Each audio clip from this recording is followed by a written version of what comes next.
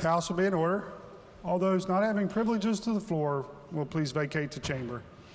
Members and guests will please rise as we are led in prayer today by Reverend Darrell Cummings. Reverend Cummings is the guest of the delegates from the 3rd, Delegates Storch and Fluharty. Reverend Cummings. Thank you. You, God, our Father, Son, and Spirit, you create a world full of diversity. You've given our state a rich variety of individuals and organizations. We celebrate that diversity and thank you for those unique gifts and missions. Release these gifts, we ask, and give us freedom and ability to share our perspective and sensitivity to hear the perspective of others. Inform our thoughts with your wisdom and guide our actions with your spirit. Give us sober judgment to know ourselves and the clarity of vision to work together on the mission you have given us. We pray for our president, our governor, our delegates, Democrats, Republicans, and independents. We are all in need of your guidance, and we all have unique gifts and insights. We pray for our military, our first responders, our coal miners, our teachers, and all citizens of West Virginia. Red, yellow, black, and white, we're all precious in your sight.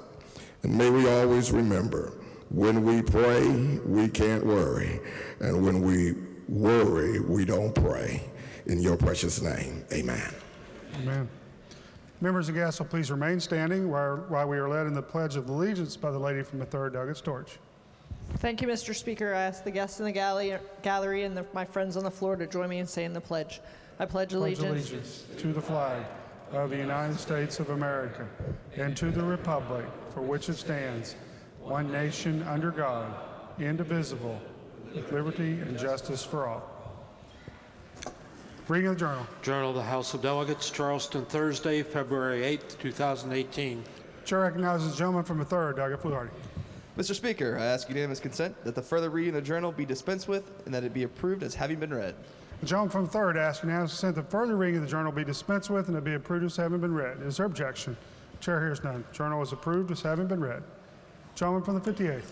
Thank you very much, Mr. Speaker. Ladies and gentlemen of the House, today we have a citation presentation recognizing today as Corrections Day. To accept the citation, we have with us Secretary Sandy and other corrections employees. Escorting our guests into the chamber are delegates Schott, Butler, Hanshaw, Kessinger, Fast, Love, and R. Miller.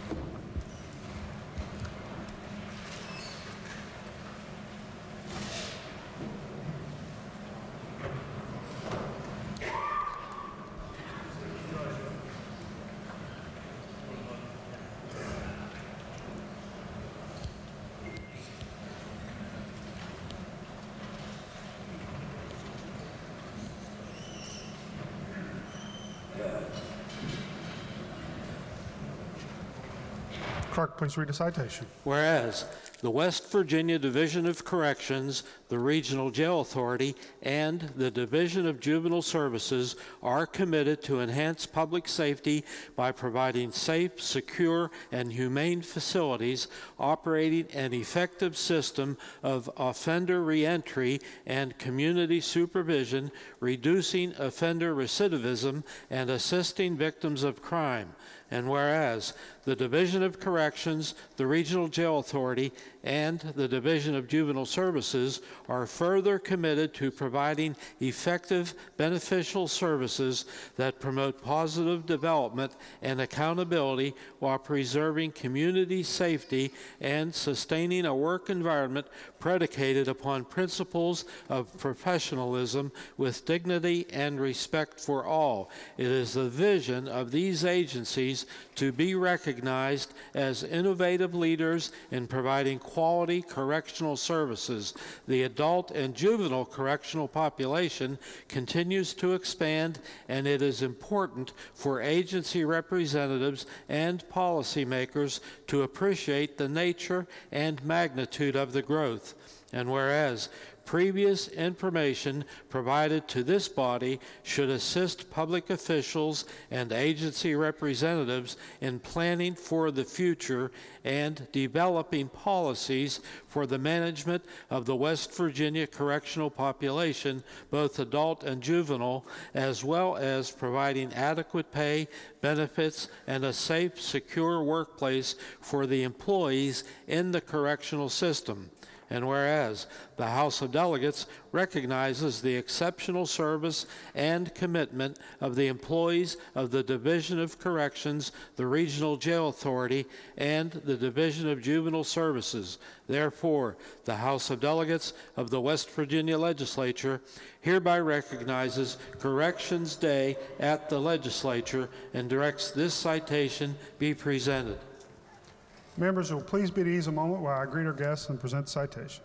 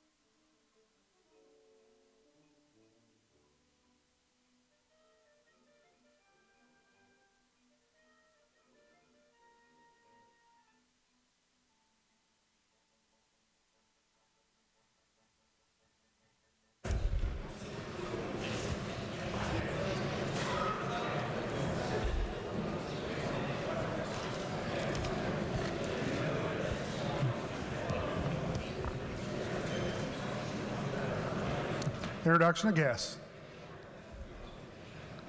Gentleman from the 10th, Doug Kelly.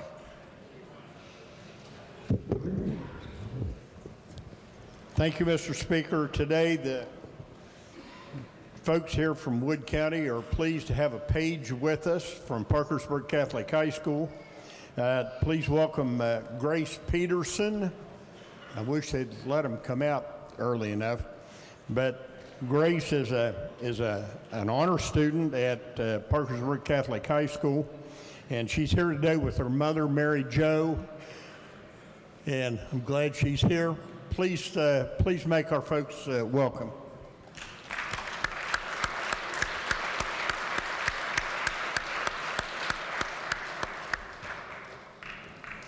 John from the 48th, Doug Queen. Thank you, Mr. Speaker. On behalf of the Harrison County delegation, I am honored this morning to introduce to you and members of the House our honorary secretaries of state for the day. The Honorary Secretary of State program recognizes high school students from across the state who have been leaders in the voter registration among their classmates. Christian Palmer and Marielle Carter are students at Notre Dame High School. These leaders, along with 49 other students across the state, held more than 100 voter drives and registered more than 13,000 high school seniors in 2017 to vote. Christian and Marielle are here today and seated in the North Gallery. They are accompanied by the Secretary of State, Mac Warner, Harrison County Clerk, Susan Thomas, and Notre Dame High School Principal, Dr. Carol Morrison. You guys please stand and let the House make you welcome today.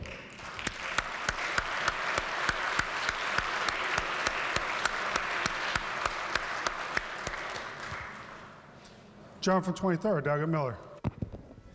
Thank you, Mr. Speaker. Today we have with us paging from Whitesville Elementary School, Cannon Williams, Ender Kelly, Victoria Kellyan, and Riley Vereen. They are accompanied today by Angie Williams, Ann Kelly, Teresa Kellyone, and Heather Vereen. If the House would please make them feel welcome.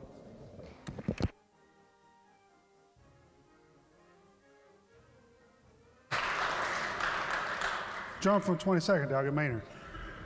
Thank you, Mr. Speaker. Today, in the Page program, we have a special guest from Hurricane Elementary School, Hayden Hodge. He's escorted today by his parents, Tony and Jessica Hodge. Will you please stand? And Miss Patrick, too. Will you please stand up, and will the House please make them feel welcome?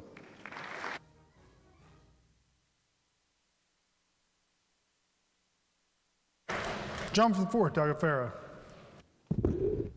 Thank you, Mr. Speaker. With us today, we have some special guests on Corrections Day from the West Virginia Department of Education and the Office of Diversion Programs.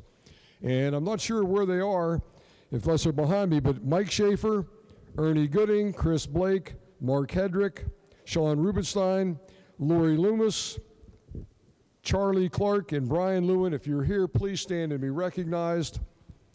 And also, I have representing the sheet metal workers, a good friend of mine, Scott Mazzulli. With him are from my hometown, Benwood, West Virginia, Benwood residents, and also Delegate Canistero. We have Cece and Azrael Roxby. If they would stand and let the House make them welcome.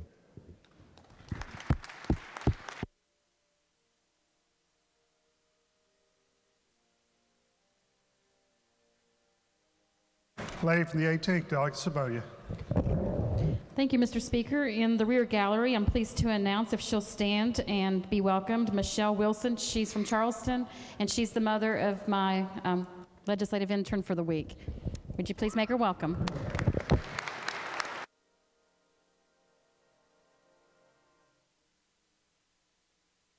John from the 14th, Doggett Butler. Thank you, Mr. Speaker. On behalf of the Mason County delegation, I'd like to welcome, as part of the Page program, Jada Kent, if Jada would stand. And she's accompanied by her mom, Coria Kent, who's in the gallery. Would the House please welcome them?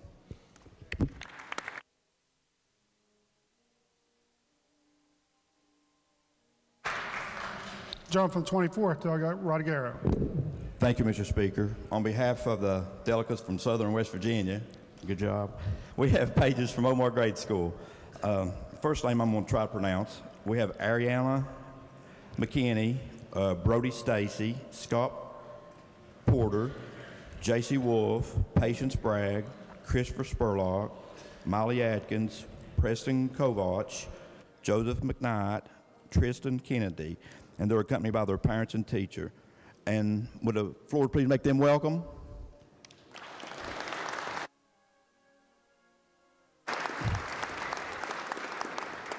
And also, Mr. Speaker, I have a middle school team from Logan. They're called Logan Timberwolves.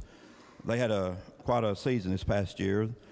They had they won their county conference championship and their high school middle championship in the same year. They scored 8-1. The team scored a total of 238 points, and they gave up only 32 points total. The team has only 2 teams that scored against them this season. And they're up here in the gallery to the right. Would you guys please stand? The floor please make you welcome.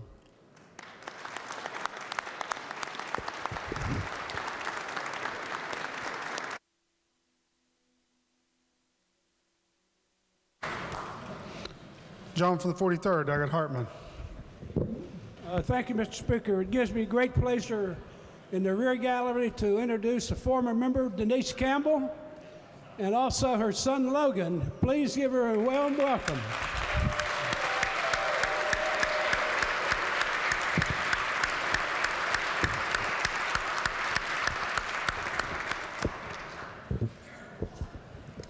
Further introductions.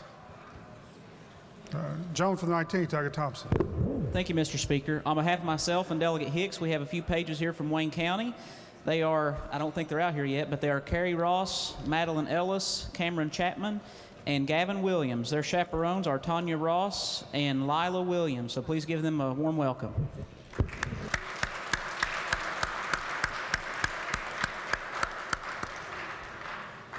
Lady from 16th, Doug Miller. Thank you, Mr. Speaker. I'm pleased to announce that sponsored by the West Virginia Academy of Family Physicians and celebrating the 29th anniversary of the Doc of the Day program, today's doctor is Dr. Darby Ford from Logan, West Virginia. Would you all please make him welcome?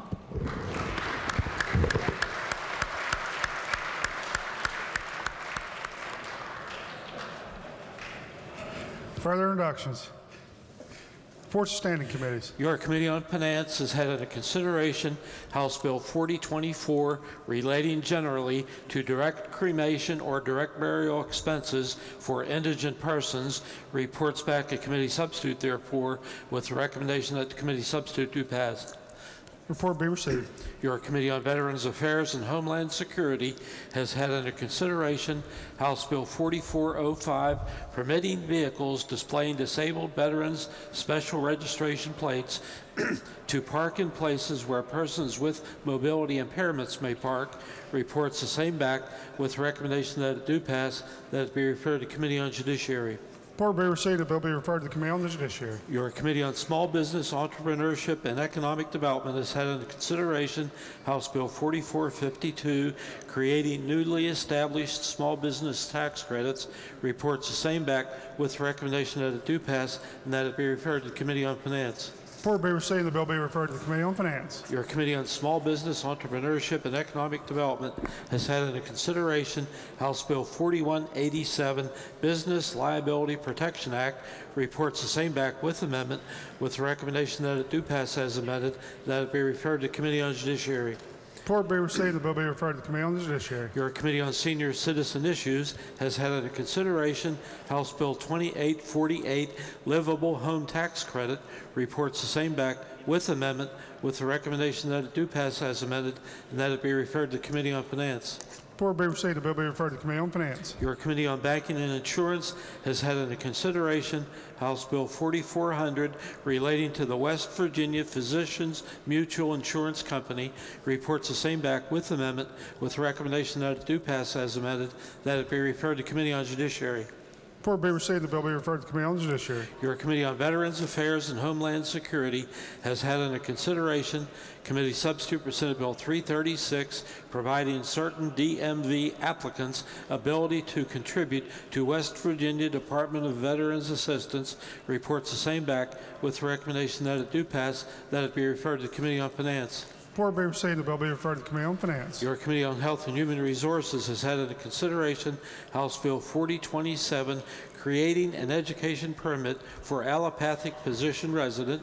House Bill 4197, requiring persons employed to dispatch emergency calls complete a course in cardiovascular care for telephonic resuscitation.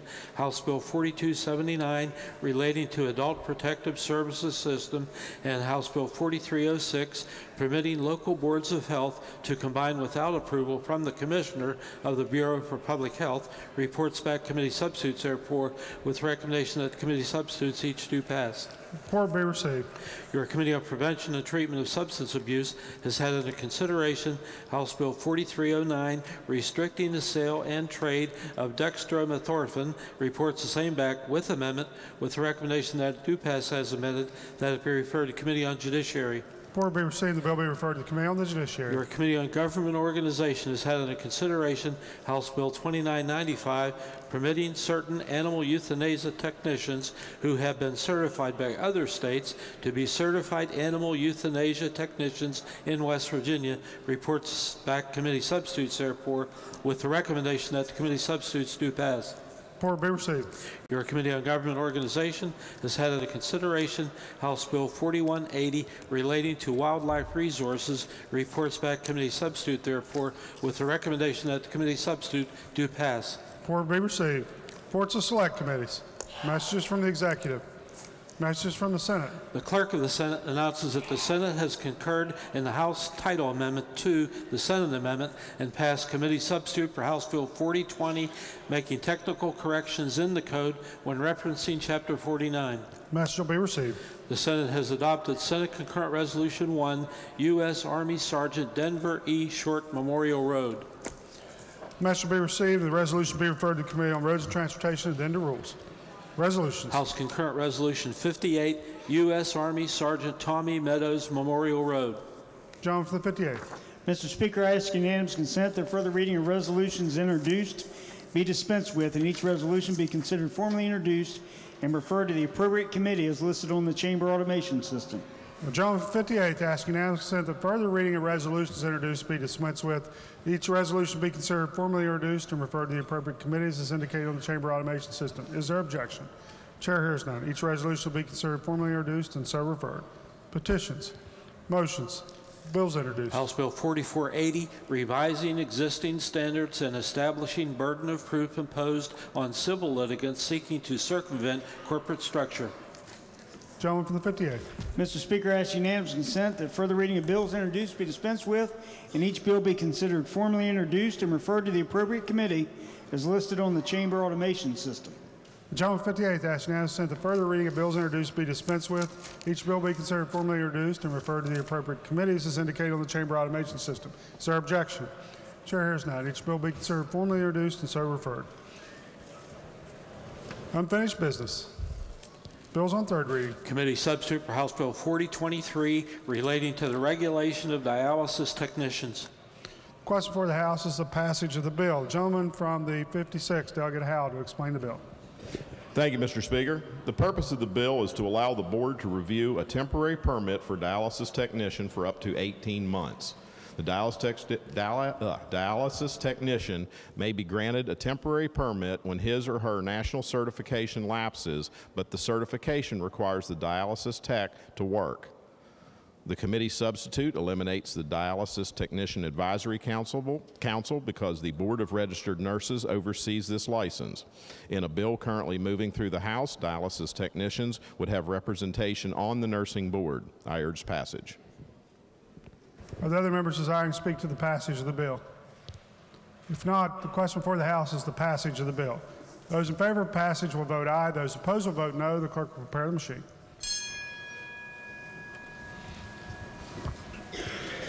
Has each member voted?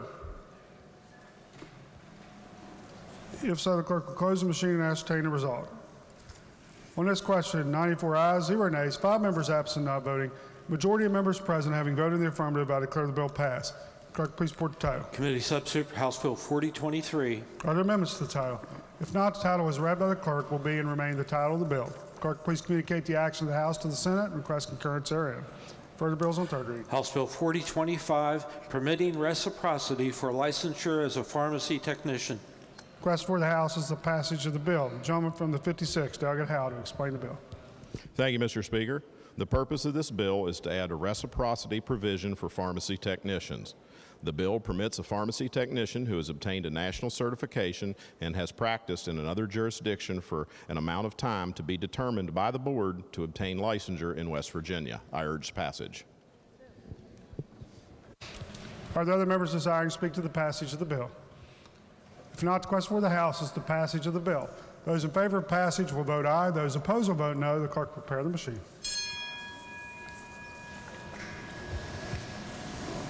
Has every member voted? Gentleman from the 15th, your vote is now. If so, the clerk will close the machine and ascertain the result. On this question, 94 ayes, 0 nays, 5 members absent, not voting.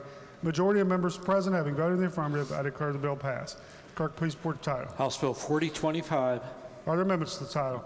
If not, the title as read by the clerk will be and remain the title of the bill. Clerk, please communicate the action of the House to the Senate and request concurrence therein. Further bills on third reading. Committee substitute for House Bill 4186, relating generally to guaranteed asset protection waivers. Question for the House is the passage of the bill. Gentleman from the 27th, Delegate Schott, to explain the bill. Thank you, Mr. Speaker, and good morning. This is going to take a minute. Suppose you go to an automobile dealer and purchase a new vehicle, Typically, and you want to finance it. If you're like most people, you don't have the $40,000 or $50,000 it now costs to buy a vehicle. So you finance it with the dealer. The dealer requires that you obtain comprehensive collision coverage in case something happens to the vehicle that's not the fault of somebody else, to cover the payoff of the loan. Typically, when you drive that vehicle off the lot, the value of the vehicle is less than what you owe on it. That's the typical situation, just because how fast they depreciate. If you should happen to wreck that vehicle, let's suppose on a snowy day and you slide into a telephone pole and total it, your comprehensive and collision coverage insurer, when he or she adjusts that loss, will offer you the fair value of that vehicle, which again is likely to be less than what you owe on that vehicle. The bill before you is in reference to what's called a GAP waiver, a guaranteed asset protection waiver. And what that product is a contractual agreement between you and the financer, the lender.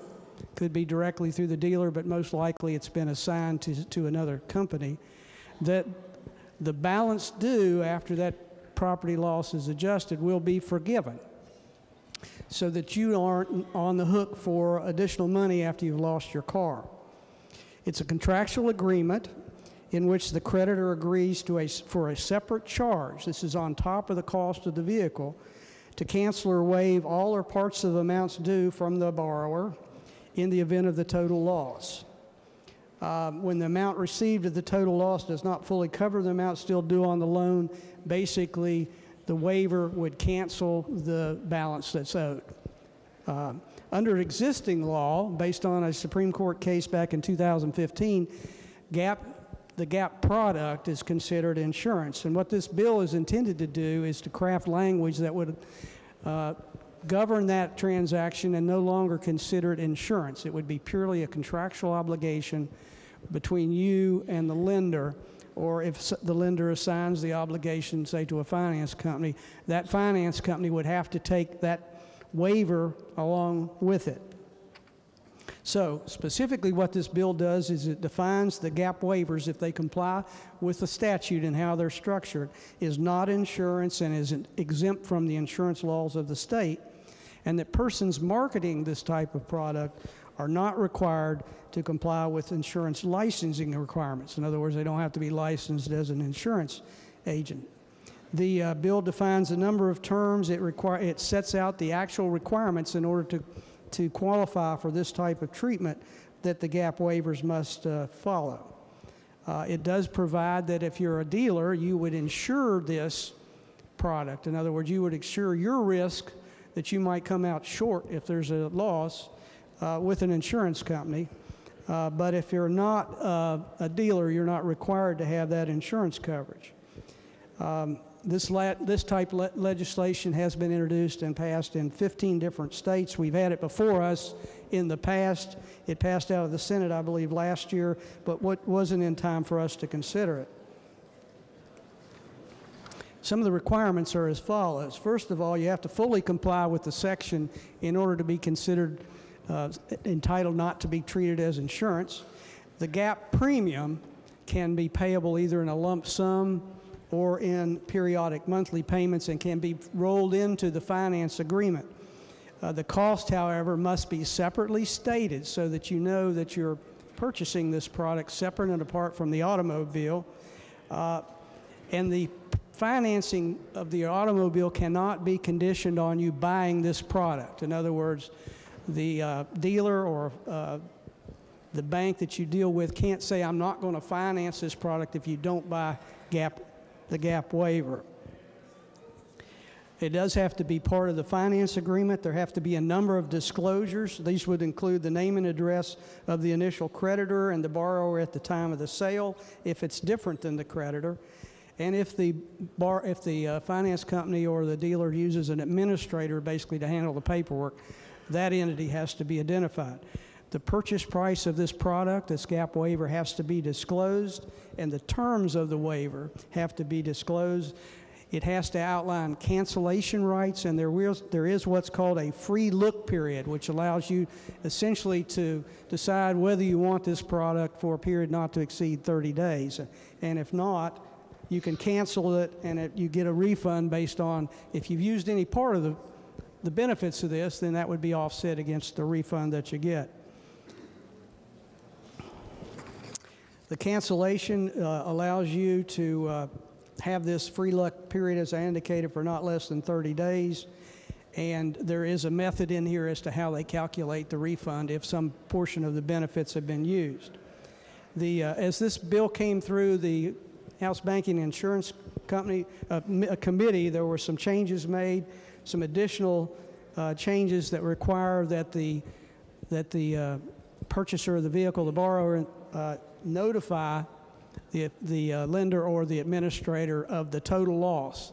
And that's important because if you choose to finance the cost of this product and you have the total loss, and you stop making your payments while this process is going underway, while you're getting the loss adjusted, you could fall in default of the contract, get behind on your payments, and actually lose the benefit of the waiver coverage. Now, that was a problem that was brought to our attention during the Banking Insurance Committee meeting by the gentleman from the 55th. So when the bill came to Judiciary, we put language in there that essentially suspends, once you notify the administrator or the lender that there was a total loss, then the payment under that gap waiver is suspended so that there can't be a default and cause you to lose that waiver. However, that suspension does not waive the balance that you owe. So for instance, let's suppose that waiver cost you $400 and you paid $200. Well, you notify the creditor of the loss, but you haven't fully paid the payment for the waiver, then you still owe the balance of the payment for the waiver, but you don't lose the benefit of the waiver during that period of time because you're not making payments. So that was a major change that we did in the committee, as well as the original bill had a retroactivity provision in it that basically made it retroactive to these type of products that were sold in the past. And the committee removed that retroactivity provision so that this bill is only effective once it becomes passed and the effective date triggers it. Mr. Speaker, I apologize for my long-winded explanation, but that is the bill, and I urge its passage. Can you repeat that? Sorry. Further members desiring to speak to the passage of the bill? The lady from 16th, Doug Miller. Thank you, Mr. Speaker. I would like to request a Rule 49, please. To the lady, to the extent, I believe that my understanding of the situation, you would be affected only in the same capacity and to the same extent others you would have those types of dealerships and interest in dealerships would be affected, and therefore you would be, as a member of the class, would be directed to vote. Further members desiring to speak to the passage of the bill?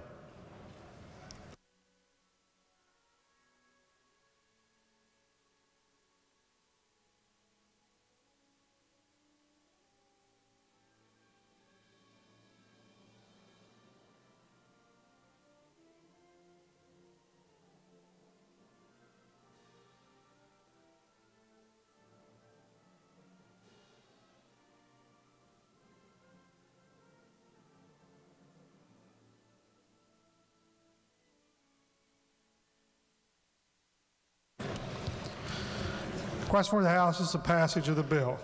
Those in favor of passage will vote aye. Those opposed will vote no. Clerk, prepare the machine.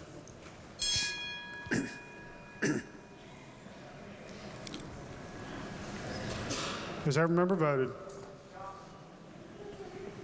If so, the clerk will close the machine and ascertain the result. On this question, 94 ayes, 0 nays, 5 members absent, not voting. Majority of members present having voted in the affirmative, I declare the bill passed. Clerk, please report the title. Committee Substitute for House Bill 4186. Are there amendments to the title? Not the title as read by the clerk will be and remain the title of the bill. Clerk, please communicate the action of the House to the Senate and request concurrence therein.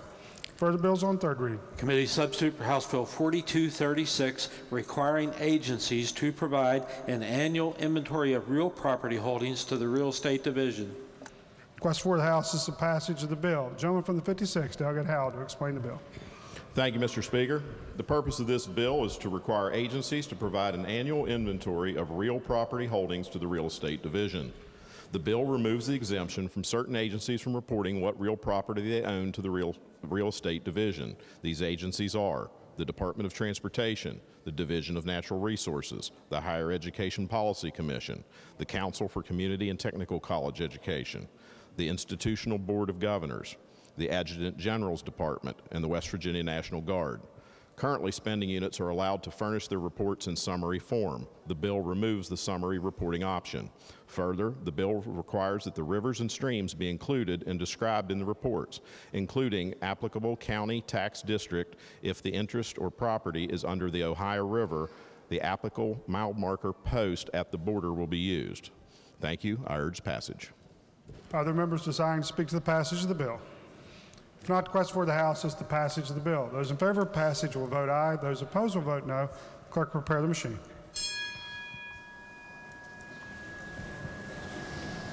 Has every member voted? If so, the clerk will close the machine and ascertain the result. On this question, 94 ayes, 0 nays, 5 members absent not voting. Majority of members present having voted in the affirmative, I declare the bill passed. Clerk, please report the title. Committee substitute for House Bill 4236. Are there amendments to the title? If not, the title as read by the clerk will be and remain the title of the bill. Clerk, please communicate the action of the House to the Senate and request concurrence therein. Further bills. Committee substitute for House Bill 4276, allowing magistrates to grant work release privileges. Request for the House is the passage of the bill. Gentleman from the 33rd, Doug Hanshaw, to explain the bill. Thank you, Mr. Speaker. Ladies and gentlemen, good morning. Under our current law, when a circuit judge sentences a person convicted of a criminal offense in West Virginia to a sentence of 1 year or less, the circuit judge is authorized by statute to grant work release for any one of a number of 6 circumstances spelled out in our code. That privilege is not available under current law to those persons sentenced by a magistrate. So the purpose of committee substitute for House Bill 4276 is to extend the power to magistrates to grant work release for individuals who are sentenced to the same kinds of terms for 1 year or less. Mr. Speaker, I urge passage of the bill. Are there other members desiring to speak to the passage of the bill? If not, the question for the House is the passage of the bill. Those in favor of passage will vote aye. Those opposed will vote no. The clerk will prepare the machine.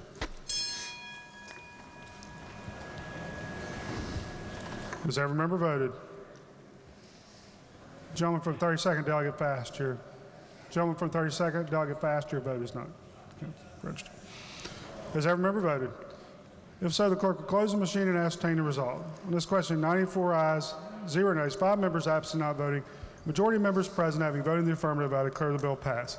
Clerk, please report the title. Committee substitute for House Bill 4276. Are there amendments to the title? If not, the title as read by the clerk will be and remain the title of the bill. Clerk, please communicate the action of the House to the Senate and request concurrence therein. Further bills on third reading. House Bill 4410, removing the requirement that the state auditor receive copies of the limited video lottery bids. Request for the House is the passage of the bill. Gentleman from the 27th, Delegate Schott, to explain the bill. Thank you, Mr. Speaker, and I'll make up for all the time I took last time. This bill is really simple. Basically, under code, the Lottery Commission has to send its lottery bids to the state auditor.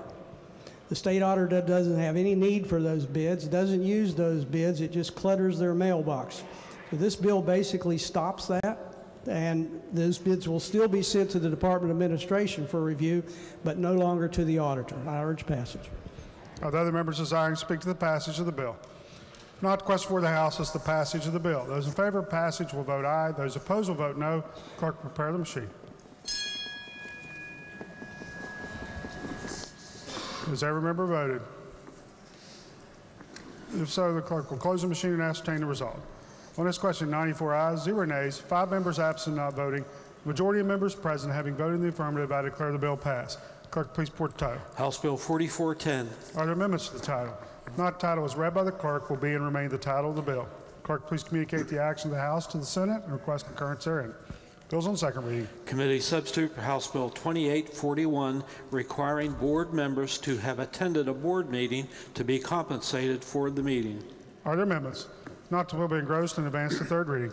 Committee substitute for House Bill 4142, providing certain employees of the Division of Corrections, Division of Juvenile Services, and West Virginia Regional Jail and Correctional Facility Authority a salary adjustment.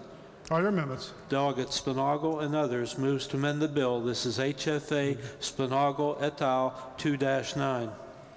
Gentleman from 55th, Delegate Spinagle, asks unanimous consent to explain the amendment in lieu of having it read. Is there objection? Chair hears none. Gentleman from the 55th. Thank you, Mr. Speaker. Briefly, this amendment's pretty straightforward. The bill is giving a $2,000, $2,000, $2,000 pay raise for a total of $6,000. The amendment that was offered in finance and again is being offered here on the House floor, it'll be $2,500, $2,500, $2,500 for a total of $7,500. I request the yeas and nays, and I also request the right to close. With other members desiring to speak to the adoption of the amendment, the gentleman from 35th, Delegate Nelson. Yes, thank you, Mr. Speaker.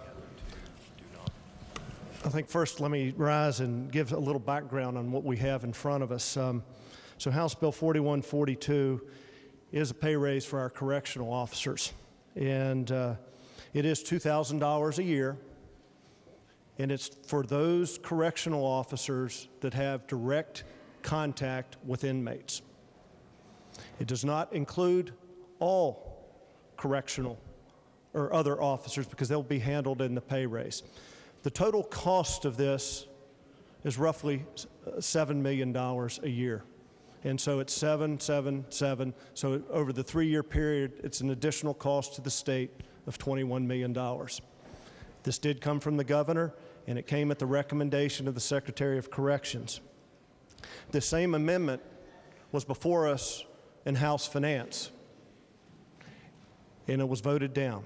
The primary reason that it was voted down is that additional cost that we cannot afford right now.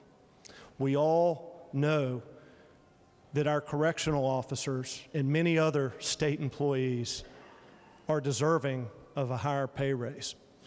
The one thing that these correctional officers right now, their starting salary that we heard from the Secretary, $24,000. And after the 3-year implementation, which is built into the 6-year plan, these correctional officers will then be at a point that their salaries are very competitive with our neighboring states. We want to do as much as we can for them, but right now the $2,000 is what's sufficient and can be covered in our budget. So I would, as much as the gentleman's amendment is deserving for these needy officers, at this time our budget will just not support the additional dollars. The lady from the 50th, Delegate Longstreth. Thank you, Mr. Speaker. Permission to speak to the amendment? Lady, may proceed. I'm on finance also, and this was offered in finance. For the chair of finance, I do respect your answers to the budget and what we have to deal with.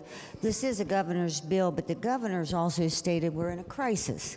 And we're in a crisis in our jail facilities and our juvenile services, and we have the National Guard, we have the state police, we have all of these other people coming into our jails, helping out where we need it the most with our prisoners. I'm going to give you my reasons very simply. They've not had a raise since 2007. So we're talking 11 years, number one. In 2016, we had 448 correctional officers who left. In 2017, we have 500 vacancies. More than 75% of these folks leave within the first 2 years of service because the job is so difficult. They do work 14 and 16-hour days. They do sleep over on cots because there's no need to go home to their families because they have to get back up in a couple of hours and go back to work. We rank the lowest in the nation, the lowest. We're at the very bottom in the nation for these salaries. Secretary Sandy, who spoke to the Finance Committee the other day, also the question was brought up about the counties and the per diem and the cost to the counties and to the taxpayers if we give an increase. Well, he assured everyone on the Finance Committee, and I'm going to take his word for it, that he's going to keep his promise that they are going to absorb the extra per diem cost. So that per diem cost is not going to be there for the counties or for the taxpayers back in your county. I would say that these particular people will not receive probably another raise in another 12 to 15 years. So they deserve a little extra. And $500 isn't asking for much. If we can raise up to $2,000 from the governor, I think we can raise up an extra $500 for the hard work that they do and the need that we have here in the state. So I support the amendment. Thank you. John from 64th, Doggett Householder. Thank you, Mr. Speaker. Ladies and gentlemen, I would caution this body that something that sounds or looks innocuous, it can impact our budget, and there are unintended consequences. And let me give you an example. Just 5 years ago, this body decided to raise the minimum wage rate. Now, we heard testimony from the Bureau of Senior Services in Finance last week that just that small change, that innocuous change, they went from serving 700,000 meals down to 500,000 meals, a reduction of 200,000 meals. So keep in mind there is an unintended consequence. And while I applaud the gentleman's amendment, I still would urge rejection. Thank you. Other members desiring to speak to the adoption of the amendment before I recognize the gentleman from 50th to close. Gentleman from 30th, Doggett Bates. Thank you, Mr. Speaker. Would the chairman yield for... Gentleman yield. Gentleman yields. Sure. Just try to put this pay raise in perspective with some of the other ones that we're considering right now. In committee, it was a little hard to pin down the numbers exactly. We talked about the starting rate for these correctional officers, $24,000. We're proposing $2,000 over 3 years, That's so a total of $6,000. So it's a 222. That is correct. And that's that equates, if my math is right, to about an 8% increase. 8% increase over the 3 years. It's about a 25-30% increase, going from 24 to 30. I did.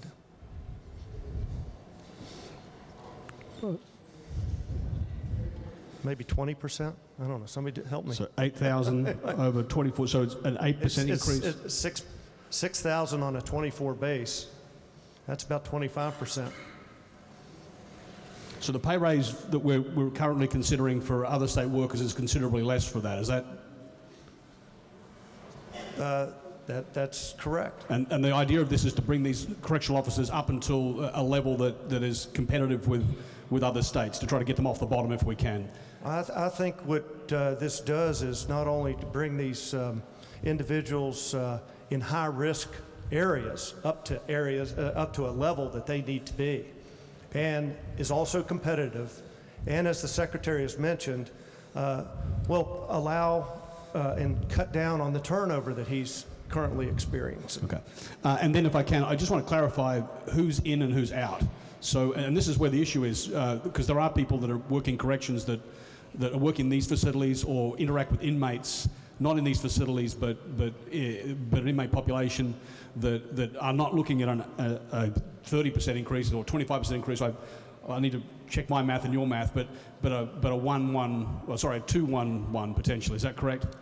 Yes. So again, this 2,000 increase is for anybody in the facilities or outside the facilities, but could come into the facilities that has regular contact with inmates. With inmates, okay. And yes. then the individuals that don't have regular contact, somewhere that works in an administrative role that doesn't interact with the prison population in or outside the facilities, they're looking at the budget bill for their pay raise. That is correct. Okay.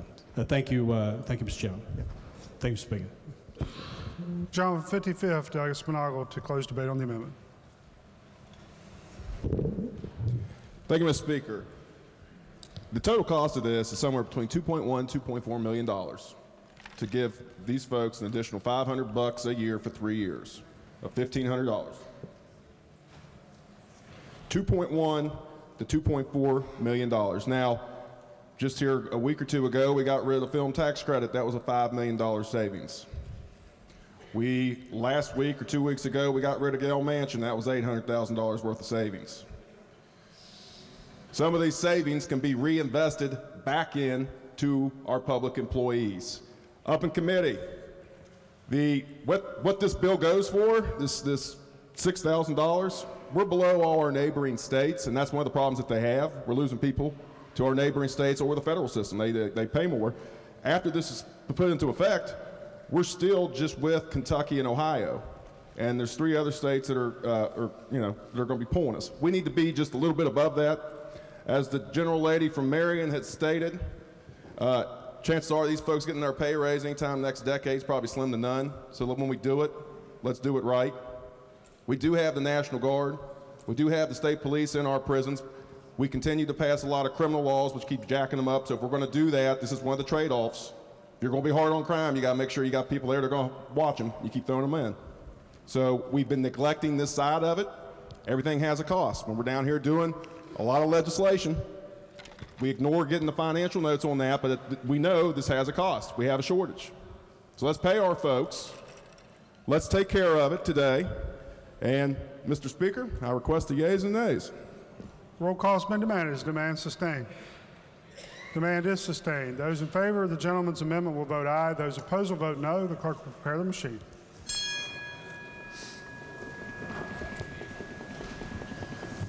Has every member voted? If so, the clerk will close the machine and ascertain the result. On this question, 36 ayes, 58 nays, 5 members absent, not voting. Less than the majority of members present having voted in the affirmative, I declare the amendment rejected. Are there further amendments? Delegates Robinson, R. Miller, and Eldridge move to amend the bill. This is HFA Robinson and Eldridge 2-9. The gentleman from the 36th, Delegate Robinson, asks unanimous consent to explain the amendment in lieu of having it read. Is there objection? Chair hears none. Gentleman from 36. Thank you, Mr. Speaker. The amendment I've proposed here, we have some employees of corrections and DJS and RGA that are not included in the raise, and what my amendment would do would include those potential employees. The number is 310, as DMAPS has told me as of this morning. So 310 employees that are employed under these functions and are not included in the raise. So this would include those individuals. I would request the yeas and nays and the right to close. Are there other members desiring to speak to the adoption of the amendment? Gentleman from 35th, Delegate Nelson. Thank you, Mr. Speaker. And I once again applaud the efforts, but get up to ask that we reject this amendment. A couple of things. There are 310. And so the fiscal cost of that would be another $2 million. But the one thing that the Secretary has mentioned, there's a bill that we'll be addressing in Finance next week as it relates to a reorg, I guess, of DMAPS.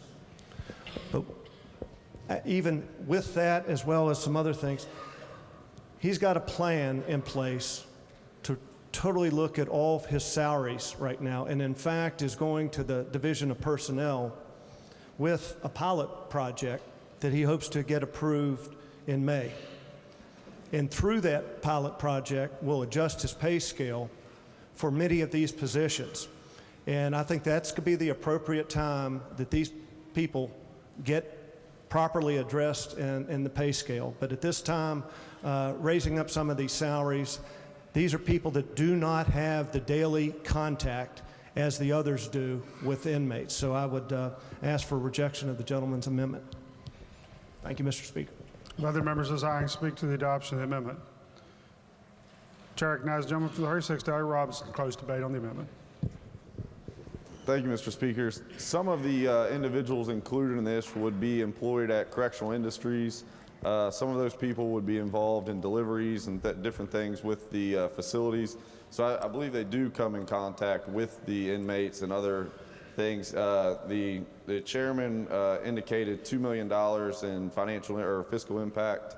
That would be over 3 years of the increased wages. This would only impact, as we said, 310 times 2,000 is $600,000 per fiscal year. So I don't believe it has the drastic effect that some of the other amendments or even some other things that we've done here in this building recently and in the past. So I would urge passage, and I would also request the yeas and nays again, Mr. Speaker. Roll call has been demanded. Is demand sustained? Demand is sustained. Those in favor of the gentleman's amendment will vote aye. Those opposed will vote no. Clerk will prepare the machine. Has every member voted? If so, the clerk will close the machine and ascertain the result. On this question, 36 ayes, 58 nays, 5 members absent not voting. Less than a majority of members present having voted in the affirmative, I declare the amendment rejected. Are there further amendments? Delegates Eldridge and R. Miller move to amend the bill. This is HFA Eldridge 2-9. Gentleman from 22nd, Delegate Eldridge asks unanimous consent to explain the amendment in lieu of having it read. Is there objection? Chair hears none. Gentleman from 22nd. Thank you, Mr. Speaker. This amendment just puts in, like, I think, right at 100 people. These are the ones that deal with the juveniles before they go into the placements, detention centers, or foster care, or when they come out of foster care or detention center. So it's important. These employees are paid the lowest there is to be paid out there, low 20s. Most of them have a master's degree or 4-year degrees in that profession. So I would ask if you all would please consider this amendment. Thank you. Are there other members desiring to speak to the adoption of the amendment? Gentleman from 23rd, Delegate Miller. Thank you, Mr. Speaker. I rise in support of the amendment. I understand the arguments that have been made on previous amendments about officers that have direct contact. Well, these individuals that are addressed in this amendment do have direct contact. As the gentleman stated, they deal with them before they go into a lockup facility. They deal with them when they come out of a lockup facility. For example, the youth reporting centers, they're being left out in this. So we've had lots of contact with those people. I think that it's about I think it's about 100 people or so that are being left out, and they do have direct contact. They do have direct impact to try to make these juveniles see a better way of life, maybe see the errors or ways, and I would support the amendment and ask for the ayes and nays, Mr. Chairman, or Mr. Speaker. Gentleman from 35th, Delegate Nelson. Yes, thank you, Mr. Speaker, and once again applaud the very good efforts of many that do need additional touches, let's say. As the delegate mentioned, there are 105 potential bodies in our youth reporting centers. The Secretary did say that he considered this group with the original group. And we'll look at them also in the future as he looks at all his plans. They do a great effort, but it's also a different level of risk than the other correctional officers that are getting this pay raise at this time. Again, I ask that we reject this and that the Secretary has indicated that he is truly going to look at this group moving forward. So thank you, Mr. Speaker. Are there other members desiring to speak before I recognize the gentleman from the 22nd to close debate?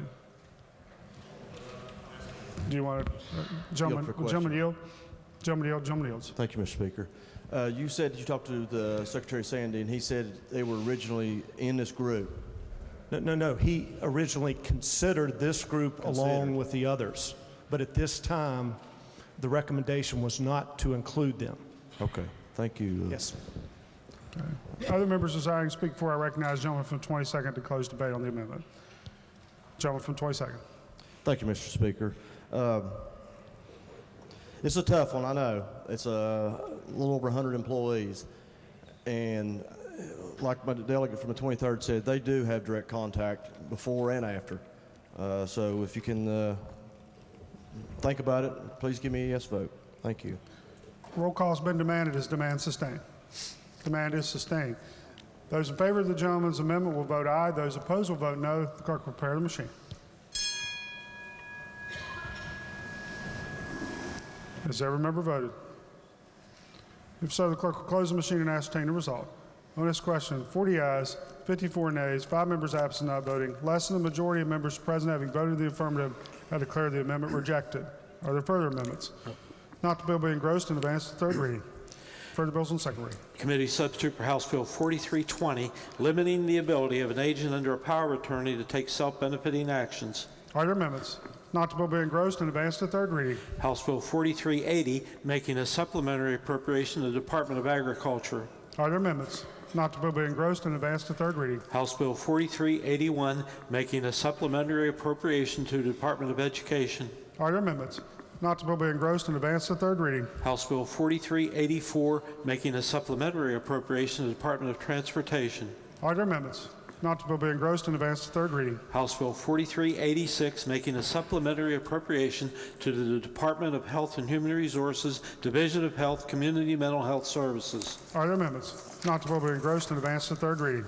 Bills on first reading. Senate Bill 62, adding a requirement for hiring school attendance directors. Bill be advanced. Committee substitute for House Bill 267, increasing salaries of certain state employees. Bill be advanced. Committee substitute for House Bill 4009, State Settlement and Recovered Funds Accountability Act. Bill be advanced. Committee substitute for House Bill 4407, relating to eligibility for alternative program teacher certificate. Bill be advanced. Leaves of absence. Gentleman from the 58th.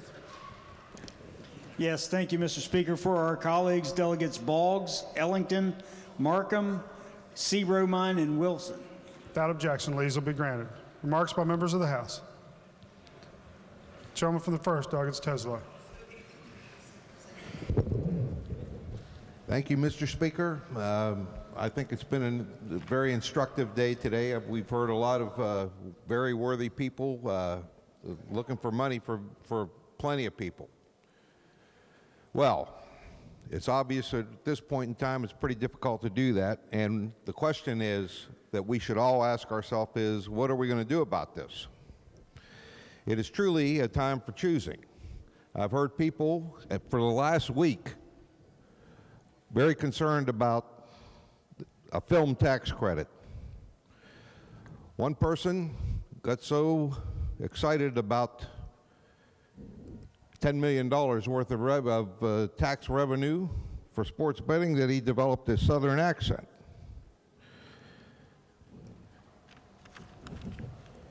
Are we going to have the courage and forbearance to do what we need to do to get more revenue in this state? We have what we need in order to be successful and prosperous. And the question is, are we going to do what we need to do to make that happen? Just one county. I got the note from a company. One company in one county. I won't mention the company, I won't mention the county, but you people in the 4th District should pay close attention. If co-tenancy is passed, in the next 5 years, we intend to make this investment. One company. $530 million for 38 wells, which will produce 285 billion barrels, or billion cubic feet of gas, 16 million barrels of natural gas liquids, and 4 million barrels of condensate. The state and local tax revenues would be $140 million, and the royalties would be $160 million. One company, one county. It could pay for a lot of film credits. These are the kind of things that we have to make choices about. We can do this. I mean, this is doable. These are doable things. I can't tell you how it hurts me to not be able to have the money to vote for pay raises for prison guards, pay raises for teachers, and that type of thing. And then the question comes, are we going to just sit there and say, we need money to do this, and not provide the means to do it? Remember one thing. When we do this, if we are able to pass this and make us competitive with the other states, manufacturing is more likely to come to West Virginia. That doesn't mean it's going to be easy. It's still a tough job. We still have a lot of work to do. I personally would love to do that work because I have something in hand to go to companies and say, please come to West Virginia. We have a great geographic location. We have the feedstock right here. We have everything that we need for you to be prosperous. We all do this together, the state will be successful. There are other things to do in this state, plenty of other things. Film credits are wonderful. I wish they would come here every year and do 7 Oscar-winning films a year. That wouldn't bother me a bit. But what we have in our state we need to use, and we need to use it to our advantage. We're going to be coming up with this in the coming week, and I may have to add to some of these possibilities that we have. But I certainly am going to do what I can to make sure that we can bring prosperity to this state. I'm driven by it, and I'll do what I can. I thank you for your time. Consider this, please, because this is something we all do together. It's not just one side or the other. Everybody will be involved in this. Thank you very much for your time. I appreciate you listening. John from 29th, Doug Moy. Thank you, Mr. Speaker. I am sure that all of you could tell by the excitement in this chamber today that we have in our midst a birthday boy. The delegate from the 26th would be celebrating a birthday today, and if our friend from the 32nd would lead us in singing happy birthday to him, I'd appreciate it. Carnegie Hall before I know it. We wish you a happy birthday. We wish you a happy birthday. We wish you a happy birthday, prosperity too. Happy birthday to you. Happy birthday to you. Happy birthday, Delegate Eddie. Happy birthday to you.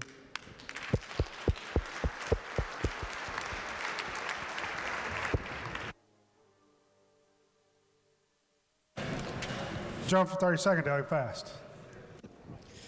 Thank you, Mr. Speaker. This week I have been blessed with a Fraser Singleton intern, Gavin Nichols. And Gavin, if you would please stand.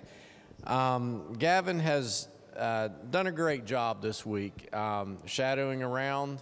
There were a few times that I had to run out of Charleston in the evenings, and he found ways to make himself busy and working and following other delegates. Gavin, I want you to know I think you have great aspirations to be an attorney, and I think you have great qualities to be an attorney. He helped me here this week, and I just want to thank him, thank the Fraser Singleton organization, and if we could give Gavin a round of applause.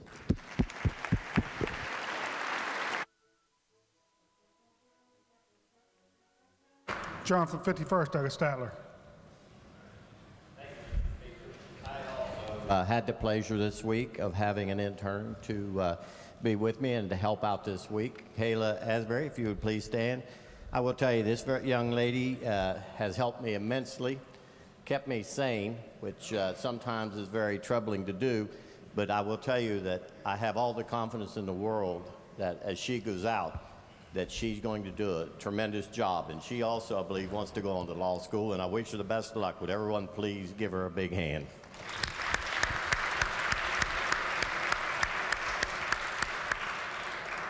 Lady from the 3rd, Douglas Storch. Thank you, Mr. Speaker. I'd like to make an introduction under remarks. Without objection, lady, may proceed. In the South Gallery, Delegate Fluharty and I are pleased to have with us one of our Ohio County Commissioners, Tim McCormick, and his lovely wife, Dee. I would ask if the House would make them welcome.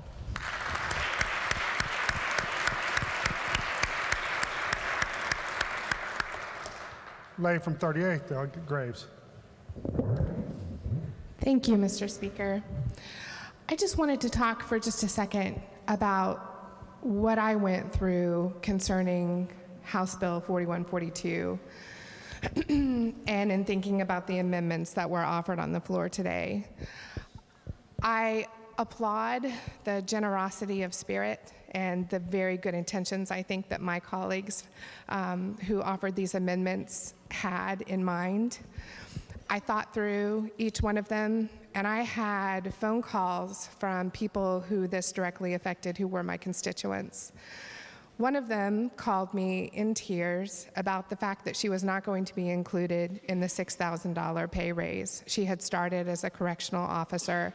She had worked for 13 years. She was now a member of the central admin staff and thus would be excluded. She didn't have daily contact with inmates. And when she talked to me, I did my research. I also got contacted by a person with 20 years of experience in a very similar situation. I called Stacy Nowicki Eldridge, who's the Deputy General Counsel for Corrections. I talked to counsel in House Finance. I spoke to some other individuals who had worked through the bill. Here's my conclusion, and maybe some of you will agree, maybe some won't, but at least I'll have it on the record. I am not going to vote for an amendment, however well-intentioned, that has a fiscal impact that might jeopardize the original bill. I so deeply agree with House Bill 4142 that gives a pay raise to these people who, I have to say, have been at the bottom of a very undesirable heap for such a long time that I am not going to vote for an amendment, however well-intentioned, that would jeopardize the passage of that bill.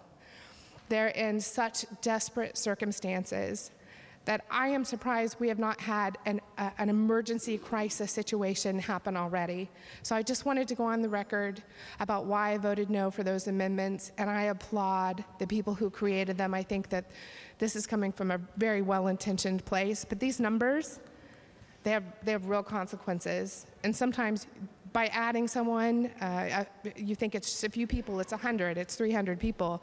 Yeah, but those translate into real dollar costs that we might not be able to afford, and that will impact the budget in one way or another. So thank you so much for letting me say this, and I appreciate my constituents contacting me with their concerns. Thank you, Mr. Speaker. Thank you. The gentleman from 26, Doggett Evans. Thank you, Mr. Speaker. I would also like to recognize my intern, Zach Adkins. He's quite possibly the best one I ever had, given the fact he's the only one I've ever had. He did a tremendous job. He also aspired to be a lawyer, and I'm sure, no doubt in my mind, that he will do that. Just a tremendous young man, and deserving of all of God's gifts in the future that will come his way. So congratulations, and thank you for being with me this week. Tremendous job. Also, Mr. Speaker, I appreciate the gentleladies from the 38's comments. You know, I want to make the body aware of another situation as far as correctional officers go. We have Stevens Clinic Correctional Facility in McDowell County. We house 440 state prisoners. However, we do this on a per diem basis. So our correctional officers, everything we do at the facility, they are paid out of the per diem. If we need a new vehicle tire, if we need to fix the roof, if we need to put clothes and feed the prisoners, we do it out of the per diem. That per diem has not been raised since 2012. As a result of that, the corrections officers we have right now make 30% less than what the correctional officers at every other facility make. 30% less. Now, they're not going to get that $6,000 raise either. So that's going to put them a whole lot farther behind. You know, you can imagine the morale problem. I toured the facility just prior to the session opening, and I went up to them, and they just told me stories I just didn't want to hear, and because they were very depressing. And when a family of 4, a corrections officer qualifies for public assistance, then something's wrong. Under this contract, they're allowed to apply to the state of West Virginia for a raise in their per diem yearly, once a year. And it's turned down every year. So I've been in contact with the commissioner. I've talked to some other people. To be quite honest, nothing's moving on that. So we've got a morale problem that's just going to get a whole lot worse. We're going to keep in mind that our corrections officers have the same exact training as any correction officer in the state. They wear the same uniform. They wear the same patch on their sleeve. They could literally walk out of my corrections facility into any of yours the next day, trained, ready to go to work, and make a tremendous amount more money. But nothing's moving on that. So I would ask the committees that deal with this to think about, you know, not only the salaries that the corrections officers around the state make, but the ones that the Stevens facility make also. Thank you, Mr. Speaker. Lady from the 18th, Doggett Savonia. Thank you, Mr. Speaker. I would also like to thank my intern, Kayla Wilson, for being here this week. And I have had an intern for 16 years. And this is my last year in the legislature. And I can say without a doubt that she has gone above and beyond the call of duty, even texting me in the evenings to ask me what I needed, even after she was off duty. And she was so sweet to get me these little flowers. So anyway, I'd just like to thank her. And I'd also like for us to give a round of applause to those that help with this internship program. Sarah Jones really deserves a round of applause. And if you have not participated in this program, it's a great opportunity not only to get to know great young people in our state, but it's a great opportunity to show them that political science and how, how our government works is really real. It's not just in pages in a textbook, that they have a great learning experience as well. So if you haven't participated, I urge that you do that in the coming sessions. So if we could give Sarah Jones a round of applause.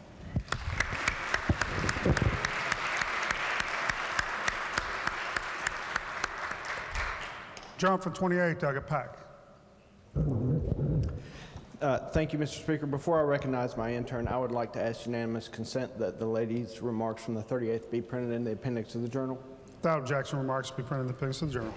Thank you, Mr. Speaker. I'd like to recognize my intern, who is also the finest intern that I've ever had. His name is Jacob Coots. He did a wonderful job, and I dare say he may be the finest intern that's come through here since 2006, Mr. Speaker. Thank you. Thank you.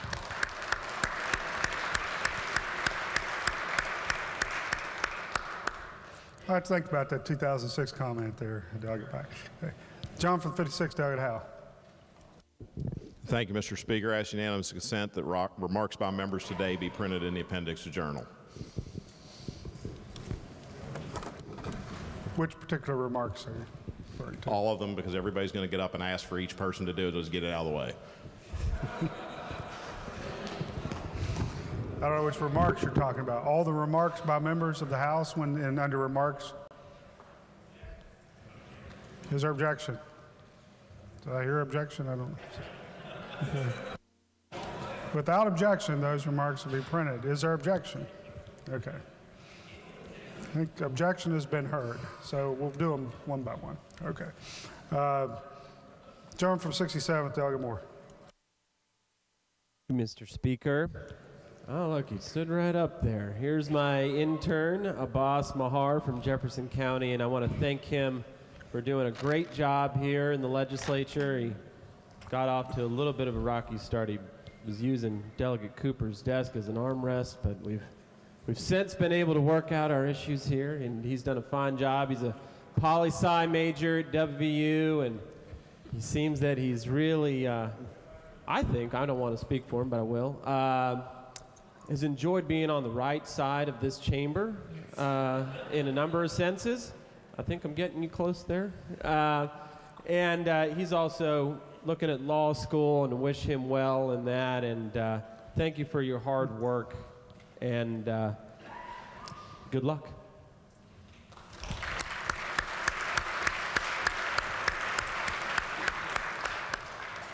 John from 7th, Doggett Harshbarger. Thank you, Mr. Speaker. I'd also like to stand up today and had the pleasure to have Haley Biller here from Lewis County be my intern. She's the greatest intern I've ever had as the delegate from the 26th Minch. This is also my first one. So it's really an enjoyable process to hear a youth come in and see their side and set through some of these committees. She was able to set through judiciary and listed some very, very good discussion about some bills we took up. She did run into a few problems. She got some multiple parking tickets, so maybe we need to give them more direction where to park next year. But anyhow, they're very minor in compensation. But anyhow, I wished her the best of luck in our state, and I'm hoping she stays here and finds employment and becomes an active citizen in our society. Thanks, Haley.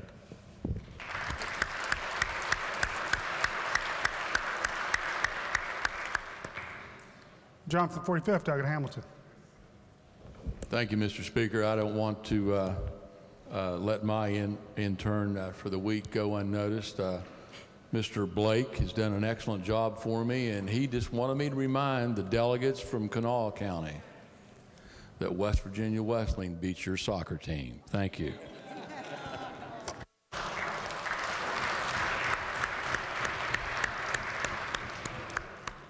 I just want to make clear I was just applauding your intern, not your comment.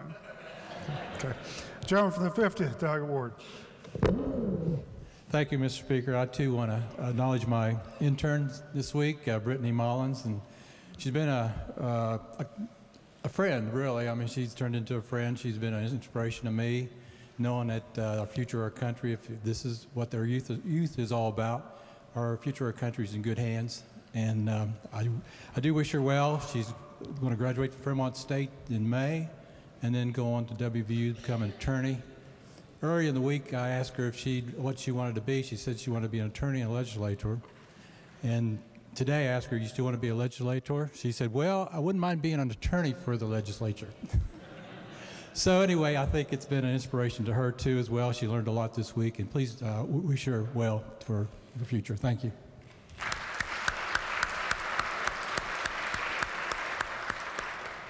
John from 36, Doggett White.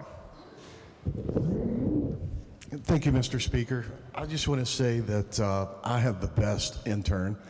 Emily Stern here.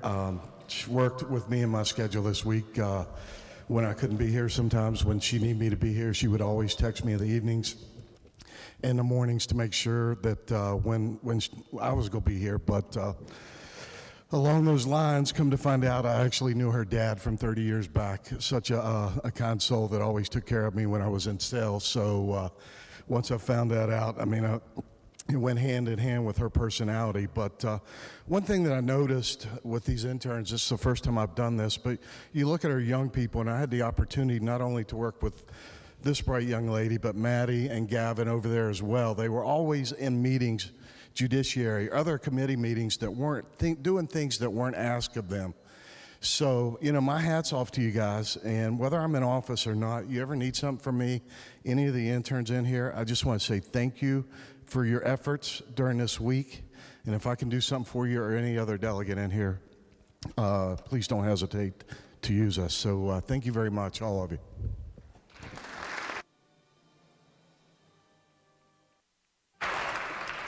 John from 43rd, Doggett Eisner. Thank you, Mr. Speaker. I would be remiss if I didn't stand up and thank my intern for the week, Miss Maddie LaPole. She is actually a soccer player at Wesleyan and I believe beat Charleston as well. She's been just like a sponge this week. She's been fantastic. She's asked great questions. She's worked very hard, and I just love this program. This is the first time I've had an opportunity to have an intern, but I'm so glad that we get to interact with young people, teach them a few things, and have them maybe challenge us on some of the things that we thought and we believed around here. She's certainly done that for me this week. The only bad part about the week is, you know, at the beginning of the week, she said she didn't have any interest in going to law school, and I'm afraid now she's interested in it. So I don't know what I did wrong along the way to make that happen, but we may have another lawyer among us now.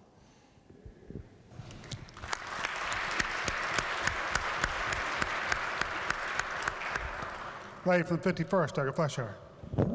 Thank you, Mr. Speaker. I would also like to recognize my Fraser Singleton intern, Shania Jasper. This has been an interesting week for me, and I think for her. A lot of times people around our state don't even know that we're not in Congress. You know, they really don't know very much about state government or that anything is even happening here. You know, there's so much drama at the federal level, and I think what was kind of fun for me to realize is she noticed that we actually have a lot of drama here. And there are things that are kind of exciting, that are contentious, and that there are arguments both ways. And so Shania has gotten the bug. She wants to figure out a way to come back next semester. And she's bummed out that she's not going to be able to listen to our judiciary, that we didn't have a meeting this morning. We don't usually get bummed out about that. And that she can't listen to what's going to be happening this afternoon because she's gotten caught up on continuing to follow these issues. So please recognize Shania and give her our typical warm West Virginia greeting.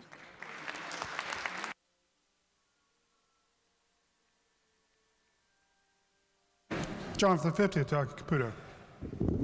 Thank you, Mr. Speaker. I'd like to recognize my intern for this week. He's his grandfather and I have been family friends for many, many years. He's done a tremendous job. He got to see how the sausage is really made around here. He attended a lot of committee meetings and seen the internal workings, and I think you're going to see this young man's name on the ballot someday from Marion County, and I'm certainly going to do my best to help encourage that. He is Gatsby writer. Some people call him the Great Gatsby around here. You may have read a book about him that was written way before he was born, but please give Gatsby a warm round of applause on behalf of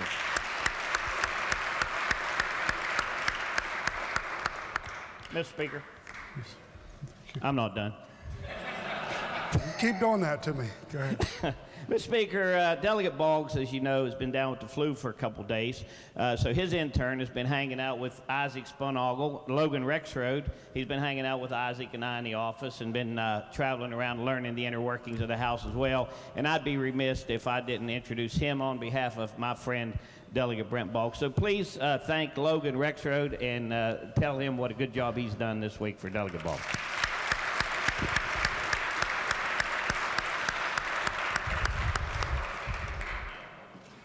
Thank you. Sure.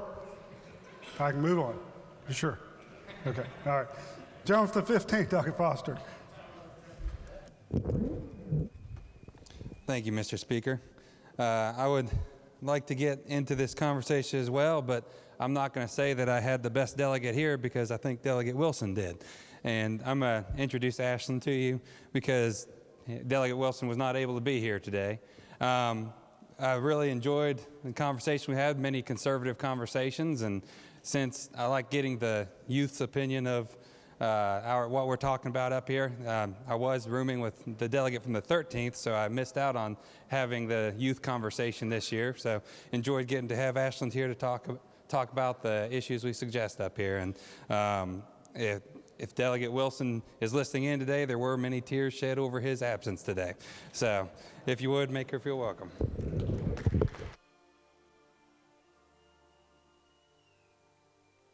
John from 36, Delegate Rowe.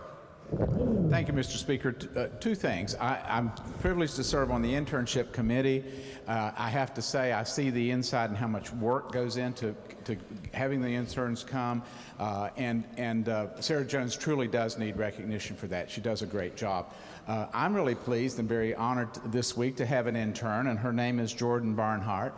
She lives not far from where I live in the east end of Kanawha County. She wants to go to law school, and I'm hoping, as with all of these interns, that we also launch a public service career.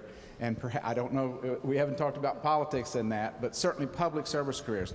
These internships are so important, and I encourage folks to go back to their hometowns and especially to their colleges and universities and encourage the faculty there to identify the program and have folks be entertained. And it's just a privilege to have and spend a week with these interns. And thank you, Jordan.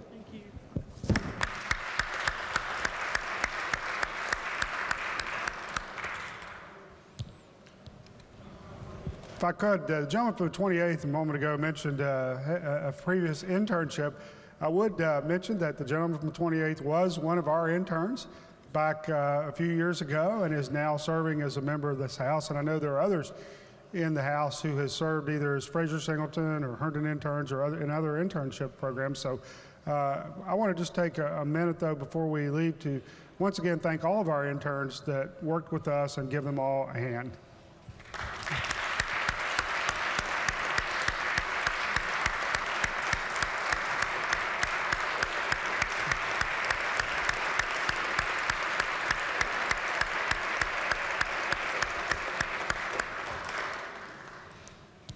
In addition, I've had some problems with my screen up here, so if I do not have any further lights on for remarks. If you have your light on and it's not showing up here, raise your hand. Otherwise, we're going to move on to miscellaneous business.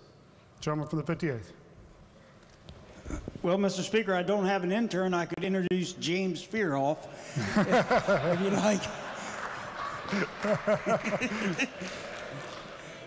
Mr. Speaker, subject to announcements, to move the House adjourn until 11 a.m. on Monday. Other announcements. The gentleman from 35th, Doug Nelson. Yes, thank you, Mr. Speaker. I'd like to inquire as to the availability of the chamber for Monday. 10 a.m. for a public hearing. Chamber is available. Thank you. The Committee on Finance will hold a public hearing on House Bill 4140, which transferring of certain powers and programs of the West Virginia Affordable Housing Trust Fund to the West Virginia Housing Development Fund. Again, that'll be 10 a.m. to 10:45 this coming Monday. Thank you, Mr. Speaker. Gentleman from 33rd, Doggett Hanshaw. Thank you, Mr. Speaker. 3 announcements today.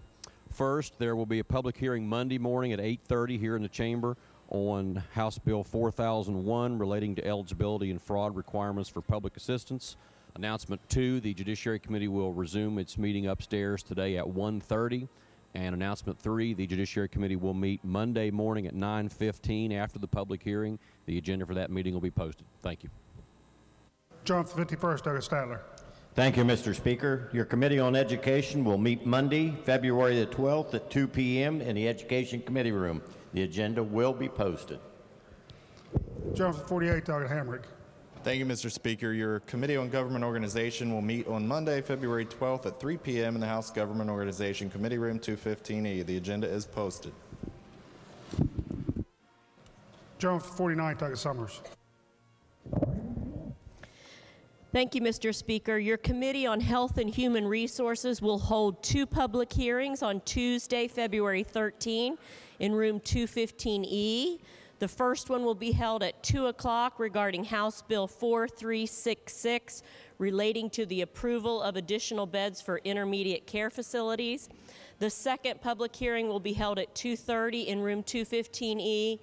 House Bill 4390 relating to provisionally licensed social workers within the Department of Health and Human Resources. John from 22nd, Doggett Maynard. Thank you, Mr. Speaker. Your Committee on Volunteer Fire Department and EMS will meet Monday at 4 p.m.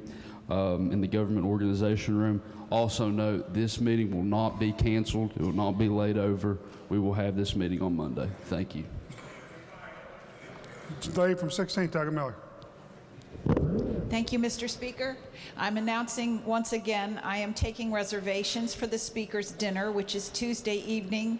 For those of you who are new, this is an opportunity for the body as a whole to dine together, to break bread, and enjoy each other as human beings. We all enjoy each other once we get out of committee, and it's going to be a great dinner. So I'll hang around and take some more reservations. Thank you. John from the 58th. Yes, Mr. Speaker. Announcement, the Committee on Rules will meet Monday at 10:45 a.m. behind the chamber. Rules at 10:45 a.m. Monday. John from the 50th, Doggett Caputo. Thank you, Mr. Speaker. This announcement is for the delegates representing Mon County, Marion County, Preston County, Taylor, and Harrison counties. You received an invitation from the AFT and the WVEA about a joint legislative town hall meeting tomorrow, Saturday at 10 a.m. That meeting has been moved to the East Fairmont High School gymnasium, and that's at exit 133, the Kingmont exit in Fairmont. That meeting has been moved, East Fairmont High School. Further announcements. If not, the question for the House is a motion by the gentleman from the 58th that the House stand adjourned until 11 a.m. on Monday. All those in favor will say aye. Those opposed, no. The ayes appear to have it. The ayes do have it. Declare the House adjourned until 11 a.m. Monday.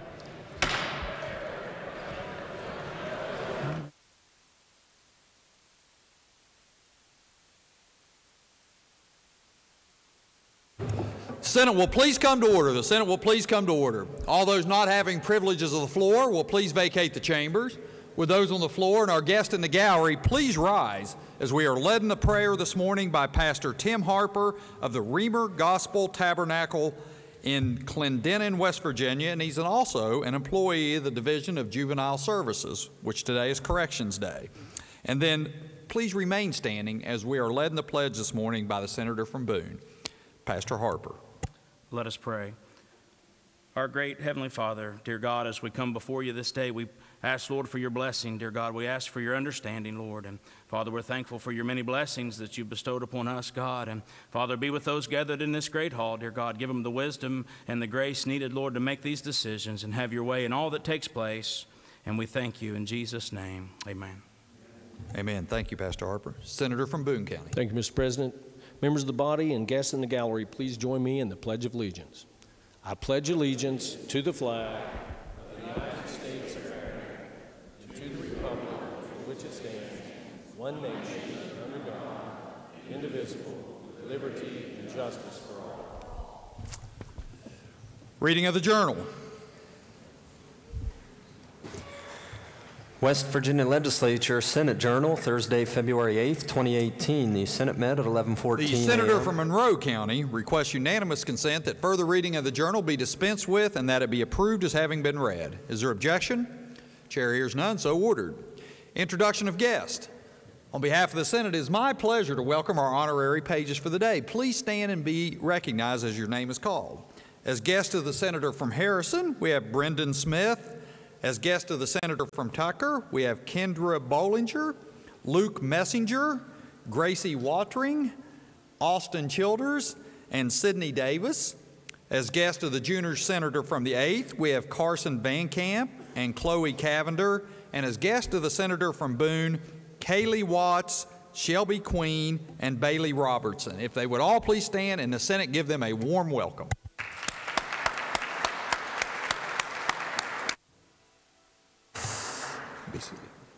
Further introductions, the Senator from Ohio County.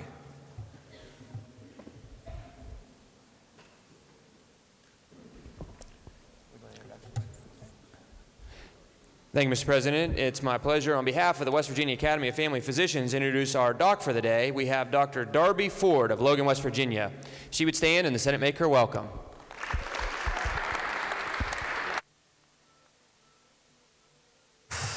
Further introductions, the Senator from Nicholas County. Thank you, Mr. President. Sitting in the South Gallery, we have a couple of individuals, and on behalf of my fellow senators from the 10th, they're from Fayette County. Carter and Aaron Reed came down this morning. Carter is working on his social studies fair and had a good line of questions for me this morning to talk about how the legislative process works. So if the Senate would please extend a warm Senate welcome to Carter and Miss Aaron.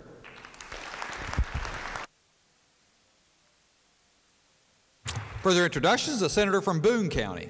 Thank you, Mr. President. Today's the last day of my Fraser Singleton intern, who's done a tremendous job. I'd like to introduce him, Dominic Diakiako. If he would stand, the Senate make him welcome.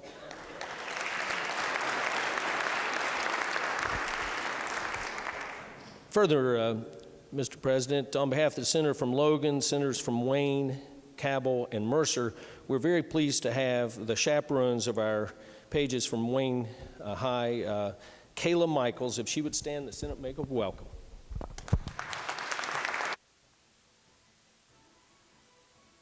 Senator from Marion County. Thank you, Mr. President. On behalf of the junior senator from the 13th and myself, I'm honored this morning to introduce to you the Honorary Secretaries of State for the day. The Honorary Secretary of State program recognizes high school students from across the state who have been leaders in voter registration among their classmates. Jarrett Schreiker, Jared Powell, and Hayden Moran are students at Fairmont Senior High School. These three leaders, along with 49 other students across the state, held more than 100 voter registration drives and registered more than 13,000 high school seniors to vote in 2017. If Jared, and Hayden would stand and the Senate would make them welcome.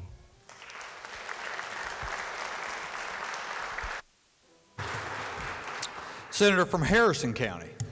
Thank you, Mr. President. It is my honor and yours and that of my senior senator from Braxton County to introduce the parents of our two pages today from Harrison. Two of my good friends, James Smith, he's here with his son Brendan, if he'll stand, and Michael Messenger, who's here with his son Luke. Please make them feel welcome.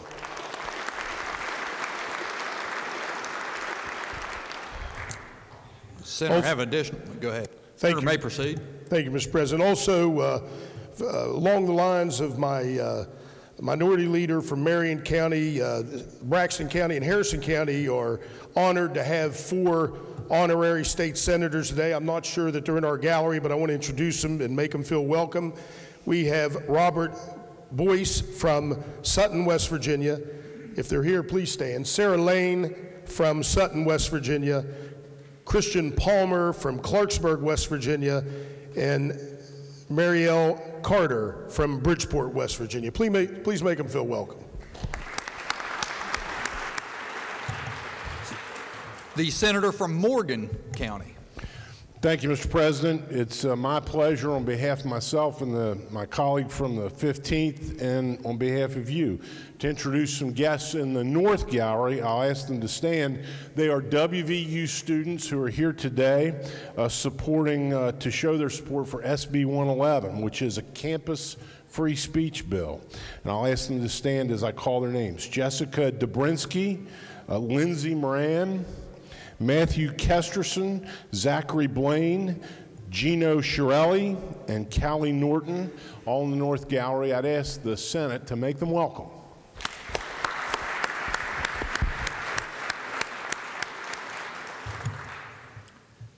Junior senator from the 8th. Thank you, Mr. President. On behalf of my senior senator from Kanawha, two of our pages today, Chloe Cavender and Carson Van Camp, is accompanied today by Connie Stennett, if she would stand, and the Senate please make her welcome.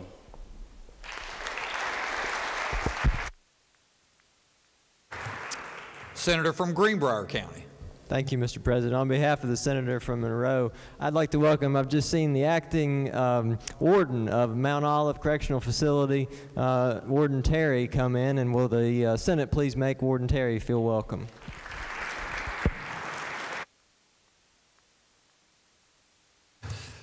The senator from Tucker County.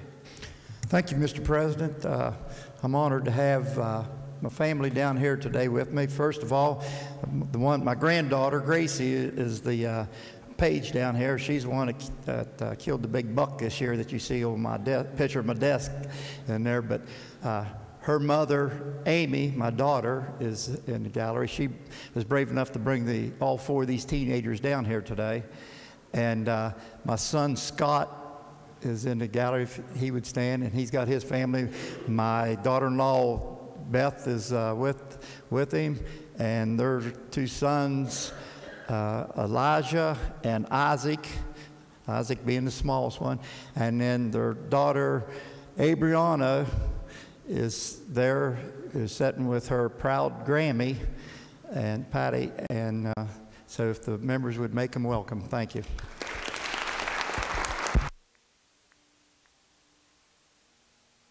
Further introductions? Further introductions. Senator from Logan County. Thank you, Mr. President. With that man up there in the blue shirt and the tie, would you please stand in the corner? Please stand. Now, I don't know who that man is, but, however, everyone else has introduced somebody, and I don't want to feel left out. So if everybody could please give him a warm welcome.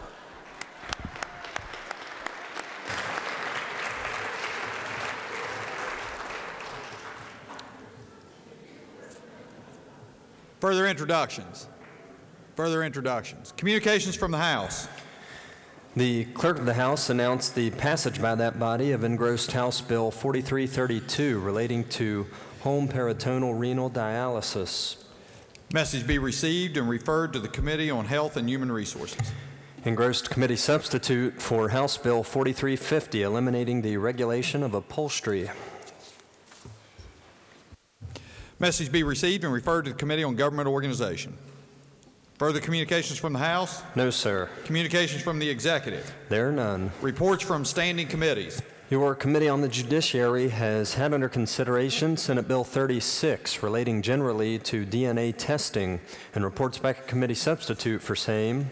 Senate Bill 397 creating crime of impersonating blind or disabled person and reports back a committee substitute for same, with the recommendation that the two committee substitutes do pass. Respectfully submitted, Charles S. Trump IV, Chair. Reports will be received. Your Committee on Government Organization has had under consideration Senate Bill 288 regulating cremation, embalming, and directing of funeral service and reports back a committee substitute for same. With the recommendation that the committee substitute do pass, respectfully submitted, C. Edward Gaunch, Chair. Reports will be received.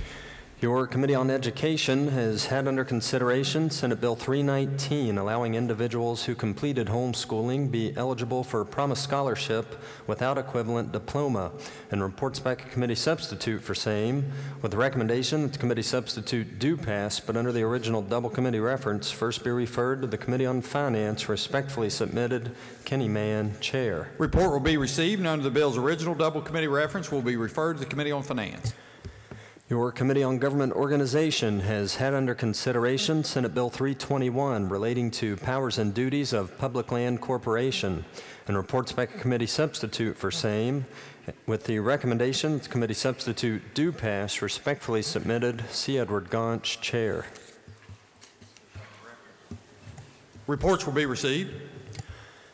Your Committee on Health and Human Resources has had under consideration Senate Bill 401 requiring specified coverage in health benefit plans for treatment of substance abuse disorders, and reports the same back with the recommendation that it do pass, but under the original double committee reference, first be referred to the Committee on the Judiciary. Respectfully submitted, Tom Takubo, Chair. Report will be received and referred to the Committee on the Judiciary. Your Committee on Government Organization has had under consideration Senate Bill 407, licensing and approval of child care programs, and has amended same, and committee substitute for Senate Bill 408, licensing of nursing homes and assisted living residences, and has amended same, and reports the same back with the recommendation that they each do pass as amended. Respectfully submitted, C. Edward Gaunch, Chair. The reports will be received. Your Committee on Government Organization has had under consideration Senate Bill 411, removing Commissioner of Bureau for Public Health from State Board of Sanitarians, and reports the same back with the recommendation that it do pass. Respectfully submitted, C. Edward Gaunch, Chair. Report will be received. Your Committee on Health and Human Resources has had under consideration Senate Bill 450, collecting and analyzing statistical information pertaining to terminating pregnancies under Medicaid program, and reports back a committee substitute for same, with the recommendation that the committee substitute do pass, but under the original double committee reference, first be referred to the Committee on Finance. Respectfully submitted, Tom Takubo, Chair. The report will be received, and under the bill's original double committee reference, be referred to the Committee on Finance. Your Committee on Health and Human Resources has had under consideration Senate Bill 469, converting addiction treatment pilot program to permanent program, and reports back a committee substitute for same, and Senate Bill 473, requiring insurance coverage for prescription drug varenicline, and reports back a committee substitute for same, with the recommendation that the two committee substitutes do pass. Respectfully submitted, Tom Takubo, Chair. The reports will be received. Your Committee on Health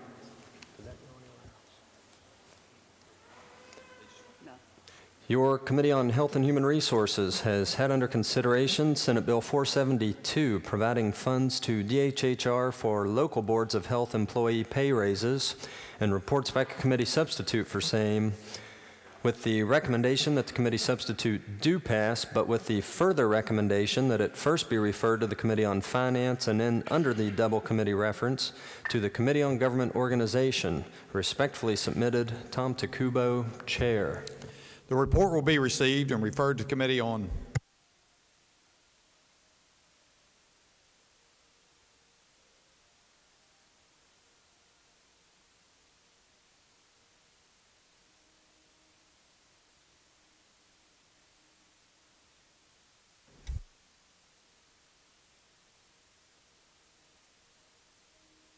Report will be received. The Senator from Ohio County. Thank you, Mr. President. I move that the bill be referred to the Committee on Finance prior to its original committee reference. All those in favor of the Senator's motion that the bill be moved to the Committee on Finance will say aye. Those opposed, no. The ayes appear to have it. The ayes do have it. I declare the motion adopted. Under the bill's original double committee reference, the bill will be referred to the Committee on Government Organization. Further bills on third reading. Committee reports. Oh, sorry. Committee reports. Your Committee on Government Organization has had under consideration Senate Bill 477 relating to 5-year sunset on tax credits and incentives, and reports the same back with the recommendation that it do pass, but under the original double committee reference, first be referred to the Committee on Finance. Respectfully submitted, C. Edward Gaunch, Chair. Report will be received and under the bill's original double committee reference will be referred to the Committee on Finance.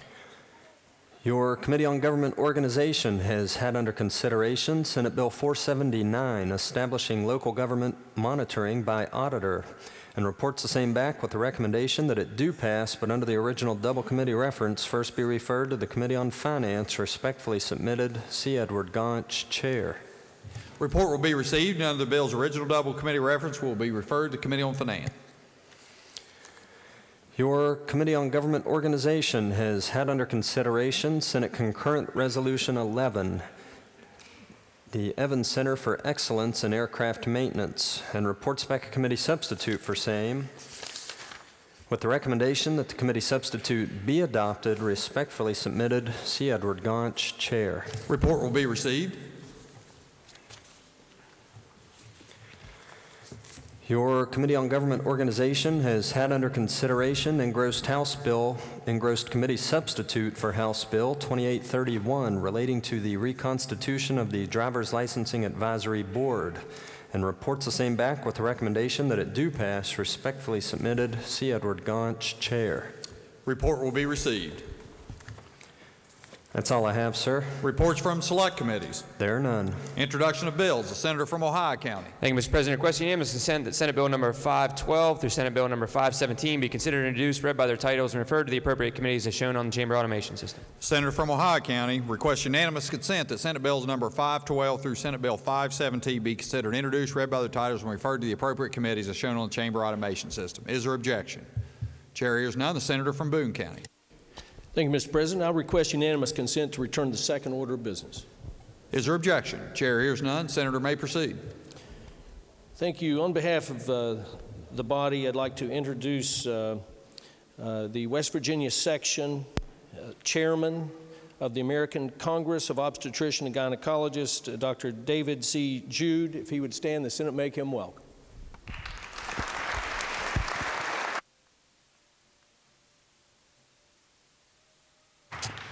Further introductions. Resolutions. Senate Concurrent Resolution 15 by Senators Romano, Facemeyer, Unger, Stallings, and Plymel naming the U.S. Marine Sergeant Stephen E. Drummond Memorial Bridge. Under the rules of the Senate, the resolution will lie over one day. Senate Concurrent Resolution 16 by Senators Romano, Facemeyer, Unger, Stallings, and Plymel naming the Sardis District Veterans Memorial Bridge. Under the rules of the Senate, the resolution will lie over one day. Senate Concurrent Resolution 17 by Senators Rucker, Unger, Stallings, and Plymel naming the John Hancock Memorial Bridge. Under the rules of the Senate, the resolution will lie over one day. Senate Resolution 34 by Senators Boso, Unger, Stallings, Romano, Karn, Seipolt, Drennan, Plymel, Facemeyer, and Klein, designating February 9th, 2018 as Corrections Day. The Senator from Nicholas County. Thank you, Mr. President. I ask unanimous consent that the resolution be taken up for immediate consideration, the committee reference be dispensed with, and the resolution put upon its adoption. Senator from Nicholas County requests unanimous consent that the resolution be taken up for immediate consideration, that the committee reference be dispensed with, and that the resolution be placed upon its adoption. Is there objection? Chair hears none. The clerk will please read the resolution. Senate Resolution 34 designating February 9th, 2018 as Corrections Day at the Legislature. Question before the Senate is adoption of resolution. Is there discussion? The Senator from Nicholas County. Thank you, Mr. President. It is Corrections Day here in the halls of the legislature. And in our Capitol today, we are honored to have officers, administrators, and our professionals from the various institutions from across the state. We're also honored, Mr. President, to have the Secretary's Freedom Award for Distinguished Service recipients with us as well.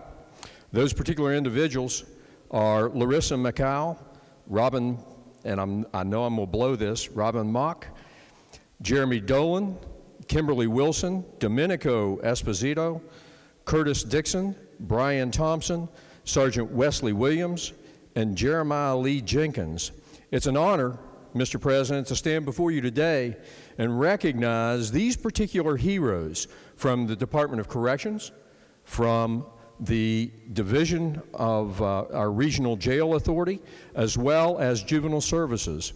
These are ones who serve, Mr. President, our citizens every day, standing in harm's way between those who have unfortunately sought to do harm to the citizens of West Virginia and those who seek to live peaceably here within our state.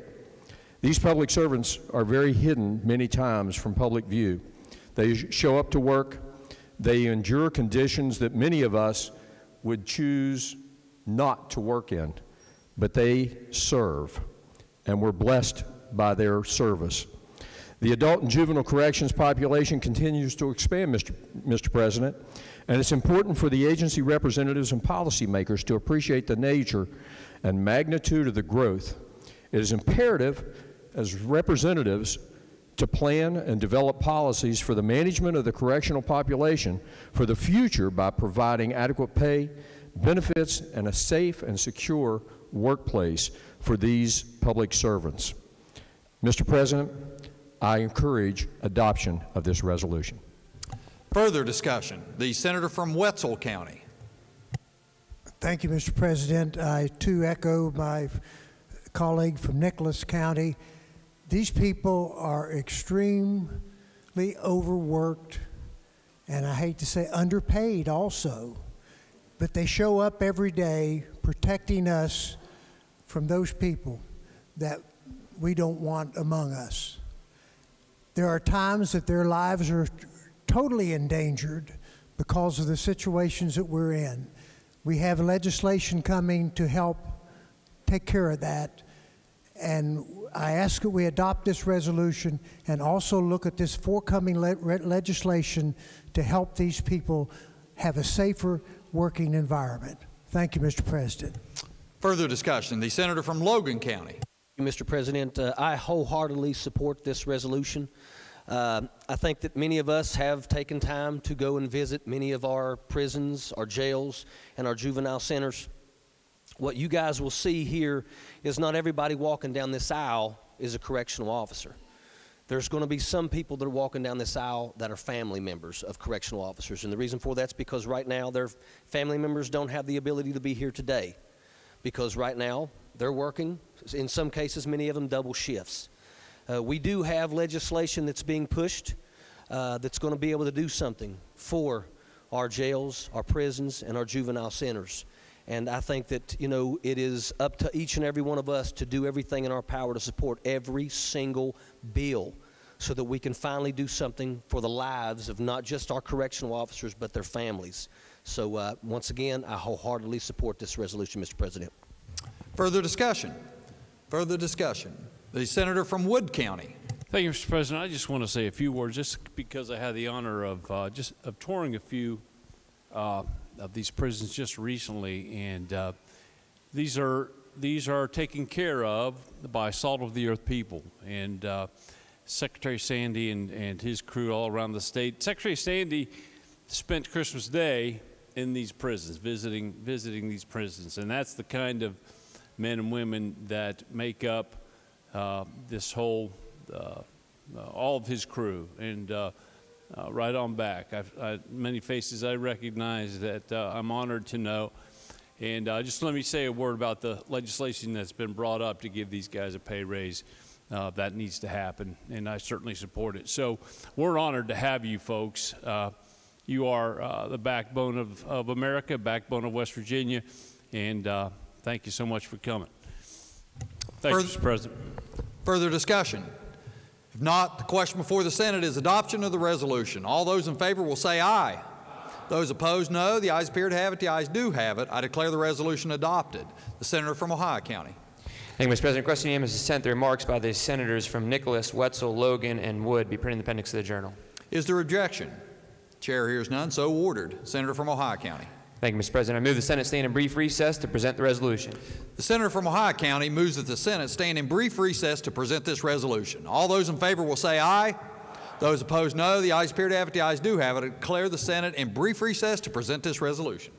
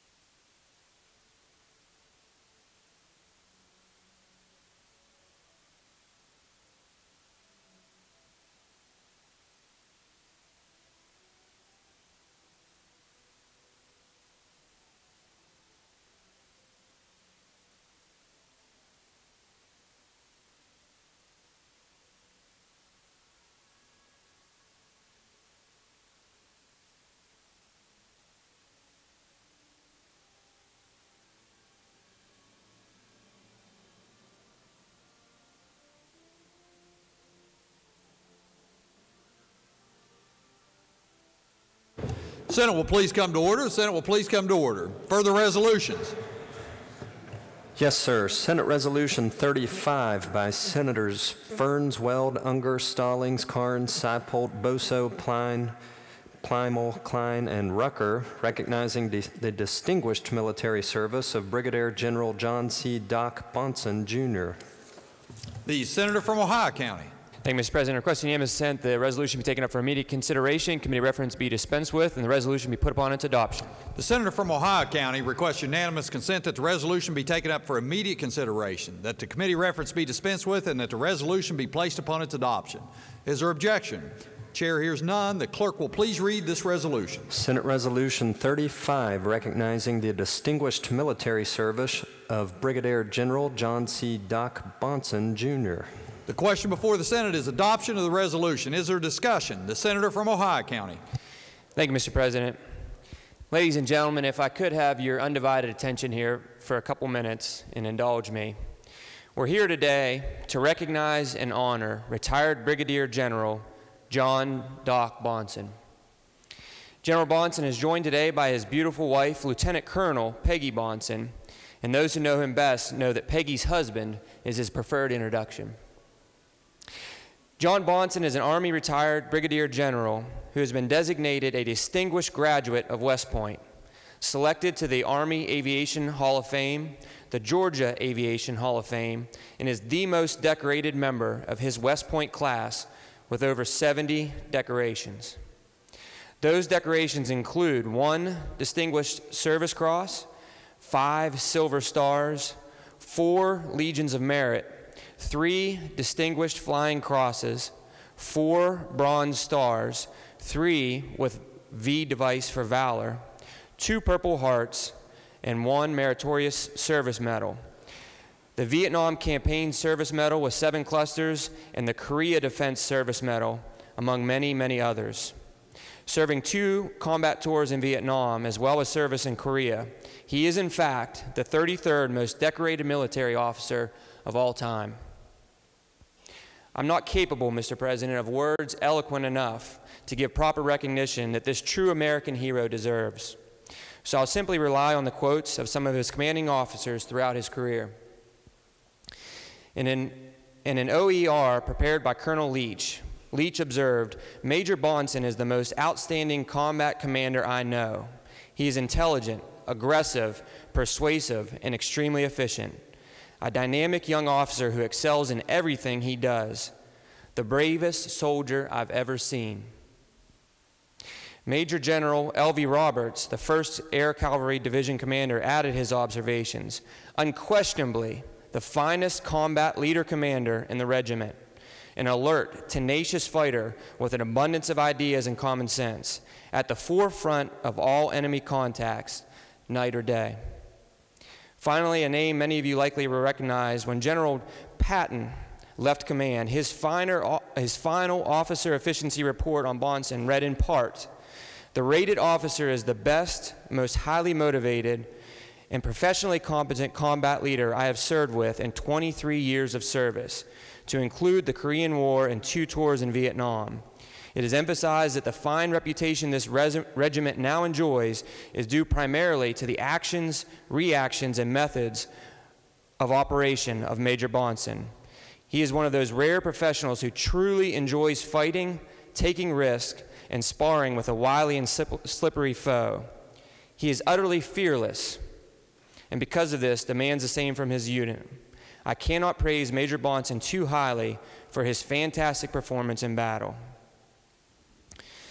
Mr. President, there are stories that I could tell that would go on all day about General Bonson, and I feel honored to even have gotten to know him over the years, and his wife Peggy. As you heard from those quotes, fearless is a term often used to describe him. In fact, he was shot down 13 times throughout his career, 3 times in the same day. In his retirement, General Bonson remains extremely active in the community and throughout the state. He serves as a defense consultant. He's a motivational speaker. He's a published writer, pilot, and an avid outdoorsman. And in fact, I've been honored to be his guest and the guest of Peggy at their what is now legendary annual dove shoot on their farm in Hancock County. Mr. President, it's my honor today to encourage all the members of this body to support this very worthy resolution. Thank you, Mr. President. Further discussion. Further discussion. The senator from Logan County. Thank you, Mr. President. This is the first that I've really heard, but I will tell you that as a person that's retired military, there are no words that can be uttered here today to express the gratitude that each and every one of us have. We're not worthy to be in your presence, sir, and it is just an honor to stand this close to you. Thank you, Mr. President. Further discussion. The senator from Brooke County. Thank you, Mr. President. When I first ran for office back in 2014, someone said to me, there used to be an old retired general that was up in the northern part of Hancock County. You ought to try to go up and see him, but I don't know if he's still around or not. He was kind of getting on in his years. Well, I can assure you, Mr. President, that he's there, and he's doing very well. And it has been an absolute pleasure in the years that I've met him and Peggy to be a guest at their home many times, to, for someone with my background, where I'm coming from, to get his guidance and to be able to speak with them and see, that they've come back to the state of West Virginia and they're happy to call this place home. And he's brought a wealth of knowledge that he has imparted upon myself and the senator from Ohio, and to have them here today with us in the Senate truly is an honor and a pleasure, and I'm glad that they could be here. Thank you, Mr. President. Further discussion. The senator from Morgan County. Thank you, Mr. President. I rise happily in support of this resolution also. I met Doc Bonson and his wife Peggy in a previous millennium, longer ago than any of us would probably care to admit. We all have people who touch our lives and inspire us, and probably General Bonson doesn't even realize the inspiration that he has been to me. To know him is to admire him. He is a force of nature. He and his wife Peggy both. Their devotion to country, love of country, love of the state inspires me to this day. I urge adoption of this resolution. Further discussion. Senator from Marion County. President, I ask unanimous consent that the remarks by the senator from Ohio, Brooke, Logan, and Morgan be printed in the appendix of the journal. Senator from Marion County requests unanimous consent that the remarks by the senators from Ohio County, the senators from Brooke County, senators from Logan County, and the senator from Morgan County be printed in the appendix of the journal. Is there objection? Chair hears none, so ordered. Further discussion? Not. The question before the Senate is adoption of this resolution. All those in favor? Roll call has been demanded. Is the demand sustained? All those in favor will vote yea. Those opposed will vote nay. The clerk will prepare the machine.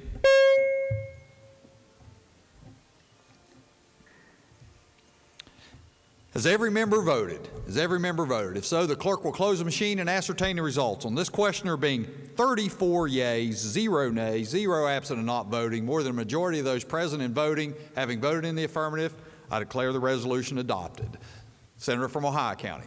Thank you, Mr. President. I move the Senate stand in brief recess to present the resolution. Senator from Ohio County moves the Senate stand in recess to present this resolution. All those in favor will say aye. Those opposed, no. The ayes appear to have it. The ayes do have it. I declare the Senate in recess to present this resolution.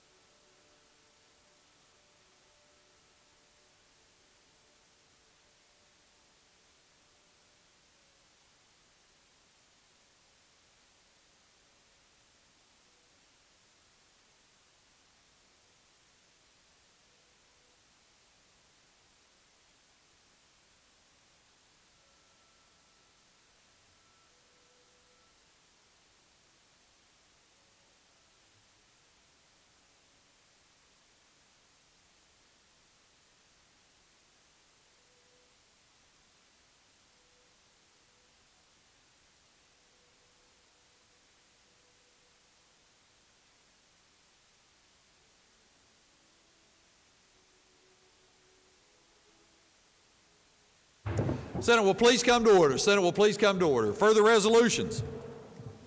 No, sir. Motions? Petitions?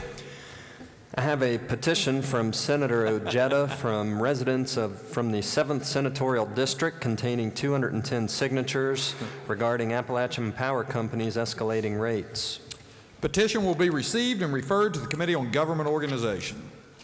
Unfinished business. Senate Concurrent Resolution 13 naming the Jeffrey Allen Clovis Memorial Bridge. The resolution will be referred to the Committee on Transportation and Infrastructure. Senate Concurrent Resolution 14 naming the U.S. Army Specialist for William L. Amos Memorial Bridge. Resolution will be referred to the Committee on Transportation and Infrastructure. Further unfinished business? No, sir. Bills on third reading. Engrossed Senate Bill 78, continuing personal income tax adjustment for certain retirees. Third reading of the bill. Question before the Senate is, shall the bill pass? Is there discussion? The Senator from Ohio County. Thank you, Mr. President. Senate Bill 78 allows an adjustment to gross income for retirees who are paid pension benefits from a bankrupt pension plan. Under West Virginia Code 1121-12D, where a pension plan terminates prior to or after retirement and the pension plan is covered by a guarantor whose maximum benefit guarantees is less than the maximum benefit to which the retiree was entitled, retirees were able to adjust their gross income by an amount equal to the difference.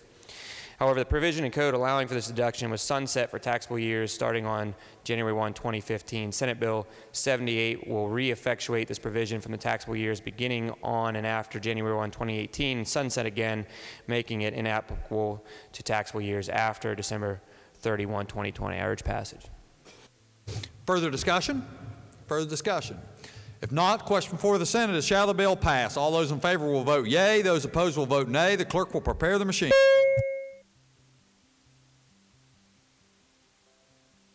Has every member voted? Has every member voted? If so, the clerk will close the machine and ascertain the results. On this question there being 34 yeas, 0 nays, 0 absent and not voting, more than a majority of those present and voting having voted in the affirmative, I declare the bill passed. The clerk will communicate the action of the Senate to the House.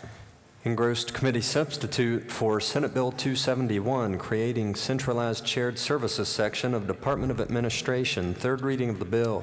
The question before the Senate is, shall the bill pass? Is there discussion? The senior senator from the 8th. Thank you, Mr. President. Senate Bill 271 comes to us from the Department of Administration. Purpose of the bill is to create a shared services section within the financial division of the Department of Administration with the purpose of providing financial and accounting services to state agencies and state government where it is determined to be beneficial to the state for those services to be centrally provided. The bill comes to us on the floor through Government Organization and Finance. Happy to try to answer questions. Otherwise, I urge passage. Further discussion? If not, all those in favor will vote yea. Those opposed will vote nay. The clerk will prepare the machine.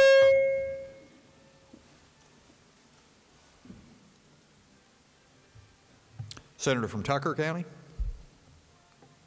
Has every member voted? Has every member voted? If so, the clerk will close the machine and ascertain the results. On this question there being 34 yeas, 0 nays, 0 absent and not voting, more than a majority of those present and voting having voted in the affirmative, I declare the bill passed. The clerk will communicate the action of the Senate to the House. Engrossed committee substitute for Senate Bill 283, relating generally to procurement by state agencies. Third reading of the bill. The question before the Senate is, shall the bill pass? Is there discussion? The senior senator from the 8th. Thank you again, Mr. President. Senate Bill 283 is a lengthy bill. And for the benefit of those members not on either finance or government organization, I'll go through, try to hit the highlights of the bill. Basically, it comes to us by request from the executive. It amends a number of sections of code, all related to procurement and purchasing by state agencies. The bill allows repair and maintenance work to be bid on a recurring or ongoing construction project. It modifies the manner in which alternates listed in the request for proposal are handled. It permits the evaluation of certain contracts to include comparison of how bids compare to one another in technical merit. The bill relaxes the current law regarding sole source procurement. Under this bill, the agencies can more easily pre-qualify vendors for certain products to speed up the procurement process. The provision also has a provision governing debarment, and it's expanded to ensure that vendors cannot avoid debarment with certain convictions. The bill replaces the current law governing resident preference with a concept called reciprocal preference. It deals with disposition of surplus property, and the changes are made to facilitate disposition and to ensure that a fair market value is determined for the sale of state vehicles. Bill creates a new section of code to allow spending units to standardize their purchase of a product that is purchased on an ongoing basis. It provides an emergency exemption for purchase of architectural and engineering services. And finally, the bill amends one section of code related to disclosure requirements for businesses and persons entering into public contracts by setting a higher threshold for disclosure and expanding the definition of business entity interested party. Mr. President, these are common sense, much needed reforms to the purchasing system of West Virginia. Be happy to try to answer any questions. Otherwise, I urge passage. Further discussion. The senator from Boone County. Mr. President, the senior senator from the 8th yield. The senator yield. The senator does yield. Thank you. And regarding the mechanism in place, or is there a mechanism in place with regard to monitoring the in-state versus reciprocal? You know, we want our businesses or people in West Virginia to be able to sell their wares out of state just as well. And I just wonder if there's any mechanism to see that we're actually, you know, taking full advantage of the out-of-state, since we're kind of, in my mind, not doing away with, but changing the in-state nature of this. Is there anything in place to monitor this? A good question, Senator. The situation now is that we have an in-state bidder preferences for West Virginia vendors. And this bill would eliminate that, except in cases where vendors come from other states and bid on West Virginia projects and or purchases. And then if that state where the vendor comes from has a bidder preference, it would mean that we also have one. Yeah. Well, obviously my concern is that, you know, again, we want in-state jobs to flourish, and I just, you know, I'd feel a little more comfortable, I guess, if we had some type of mechanism to monitor this so that down the road, we're not giving away the farm. Yes, sir. We met with purchasing on numerous occasions. They're happy that they can monitor and execute this bill the way it's written. Thank you. Thank you, Mr. President. Further discussion? Further discussion? If not, the question before the Senate is, shall the bill pass? All those in favor will vote yea. Those opposed will vote nay. The clerk will prepare the machine.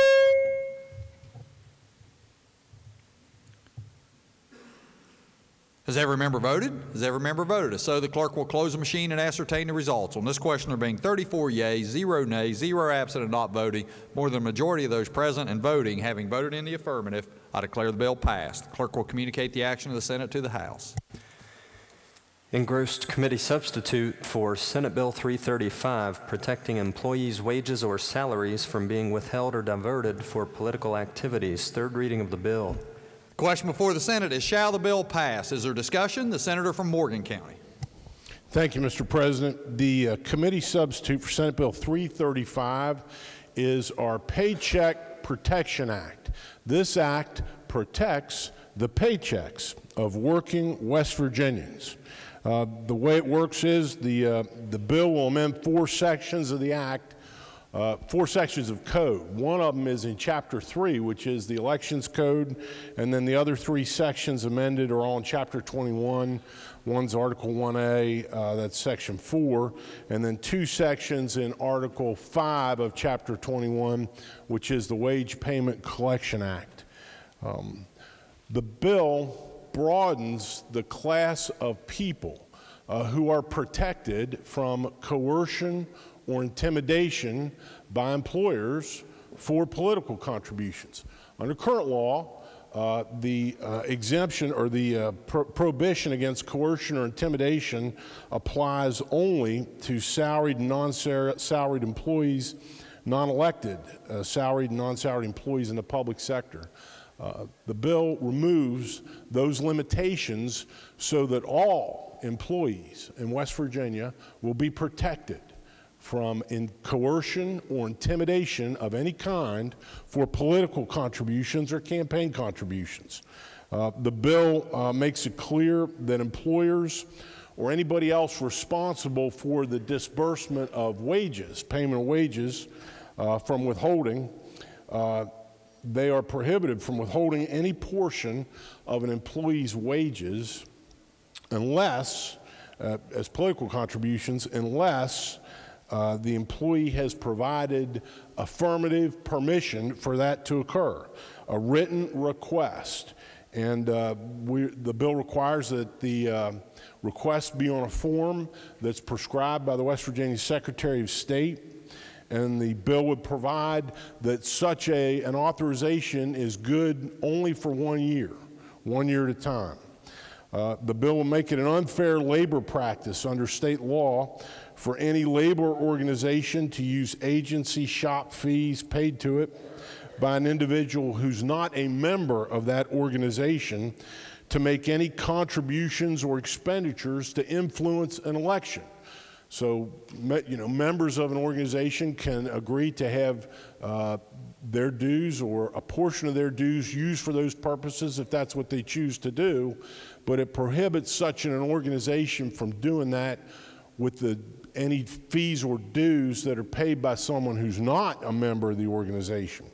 The bill removes, and we're in Article 5 of Chapter 21 now, it removes union or club dues from the list of items that qualify as deductions under the definition of deductions, and it redefines the term fringe benefits to mesh that up with the change in that definition that was made in Senate Bill 7. We passed Senate Bill 7 out of here a couple weeks ago. I don't know what the House of Delegates has done with it, but it made changes to that section also. So those changes that were in Senate Bill 7 as it passed the Senate are incorporated into this bill in that section. And it makes it clear then that dues deductions would have to be done by wage assignment, and to make that easier for employees, the bill eliminates the requirement that those assignments be notarized. They only have to be signed by an employee, not notarized, and they would have to be renewed annually. Mr. President, I'd like the privilege of closing debate, but I'll be happy to try to answer any questions now. Otherwise, I urge passage of this bill. Is there discussion? Is there discussion? Further discussion? The senator from Harrison County. Thank you, Mr. President. I rise in opposition to this bill, mainly because,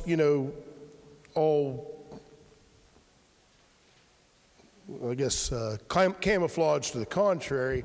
This bill's aimed at two groups. It's aimed at the teachers' associations made up of the AFT and the WVEA because it cannot affect private contracts between other unions and their employers. If it could, it certainly would, but it can't. So the result's going to be the end of the teachers' associations, which we've seen out here in the halls begging for higher wages and fixing PIA. The result's going to be the elimination of those associations to a large degree because of just procedural hurdles we put in front of them. But aside from all that, which was aired at great length in the Judiciary Committee, we're also going to burden the employers of our state. Because as my friend from Morgan said, we can still do a wage assignment. These members of these associations can still do a wage assignment, and although it's got to be done every year for thousands of members if it's going to be accomplished, and those all have to be taken by the employer every year and re-entered, we're going to create thousands of dollars of additional expense for our boards of education around the state. Not only by having to enter in these same employees one time every year, and it's not 5 or 10 employees, it's thousands of employees. And as a former county commissioner, I can assure you we spent thousands of dollars just doing insurance deductions and similar wage assignments that were not employee benefits. But the real expense is going to be that a wage assignment by statute has to be confirmed for every employer in writing by the employer. You do the math. You do the math of how many unnecessary hours we are going to cause each one of our boards of education in having to follow the statute. Why are we doing that? I mean, all the problems we've got in this state, and we are going to cause additional expense to our education system, which benefits nobody and only hurts the right to collective bargaining. I would urge a no vote on this bill. We can take another look at it, save our employers some money. If we're still after the associations, we can do what we can then, but let's not do something stupid that hurts everybody. Thank you. Further discussion? Further discussion before I recognize the senator from Morgan to close debate. Senator from Morgan County. Thank you, Mr. President. I'll be brief. I'll just say again, this bill protects all the employees of West Virginia. It has provisions in it which protect all the employees of West Virginia from coercion or intimidation for political campaign contributions. Every employee in West Virginia is protected under this bill. This bill requires that simply once a year, an employee sign a piece of paper that says, yes, it's okay to continue to take money out of my paycheck. I don't think that's an unreasonable burden for employers or employees. I support this bill. I would say, Mr. President, what sort of government would not protect the paychecks of its working citizens? I urge passage of this bill. Further discussion? You're right. I already called the vote. All those in favor, the question for the Senate is, shall the bill pass? All those in favor will vote yea. Those opposed will vote nay. The clerk will prepare the machine.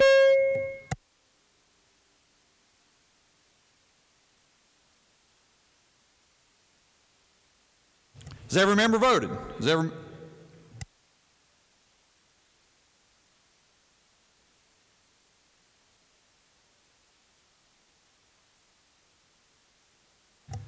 Has every member voted? So the clerk will close the machine and ascertain the results. On this question, there being 20 yeas, 13 nays, 1 absent and not voting, more than a majority of those present and voting, having voted in the affirmative, I declare the bill passed. Clerk will communicate the action of the Senate to the House. Senator from Ohio County. Thank you, Mr. President. Requesting him to send the remarks by the senator from Morgan be printed in the appendix to the journal. Is there objection? Chair hears none, so ordered. Senator from Marion County. President, I ask unanimous consent that the remarks by the senator from Harrison be printed in the appendix of the journal. Is there objection? Chair hears none, so ordered. Engrossed Senate Bill 346, permitting full-time non-resident students purchase lifetime resident hunting, trapping, and fishing licenses. Third reading of the bill. Question before the Senate is, shall the bill pass? Is there discussion? The senior senator from the 6th. Thank you, Mr. President. West Virginia Code, Chapter 20, Article 2B, Section 7 allows the Director of the Division of Natural Resources to issue lifetime hunting, fishing, and trapping licenses, as well as lifetime combination statewide hunting, fish, and trapping licenses. These licenses serve in lieu of the equivalent annual license. Currently, however, the code specifies that full-time non-resident students who attend an in-state college or university are not eligible to purchase the lifetime licenses. Senate Bill 346 strikes the provision, making full-time non-resident students ineligible, thereby allowing them to purchase the lifetime licenses. The purpose is to encourage tourism by incentivizing out-of-state students to return after graduation to hunt and fish in West Virginia. Currently, these students are allowed to purchase an annual license, and this just makes them be able to return. I'll entertain questions. Otherwise, I urge passage of the bill. Further discussion? Further discussion? Not the question before the Senate is, shall the bill pass? All those in favor will vote yea. Those opposed will vote nay. The clerk will prepare the machine.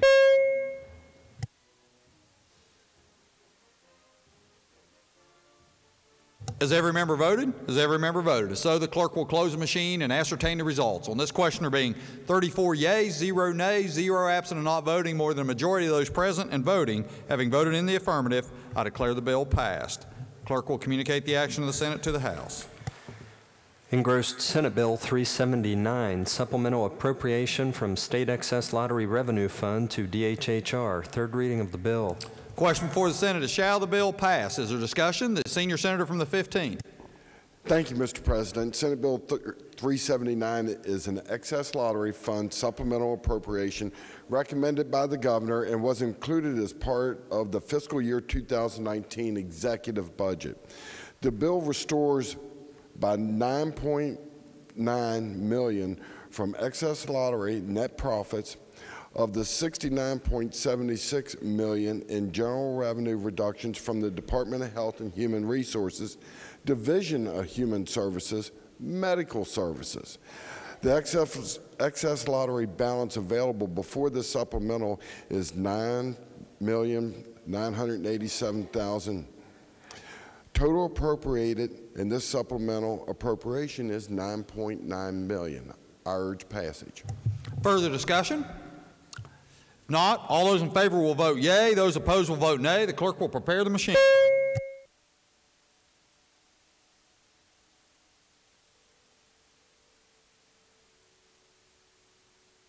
Has every member voted?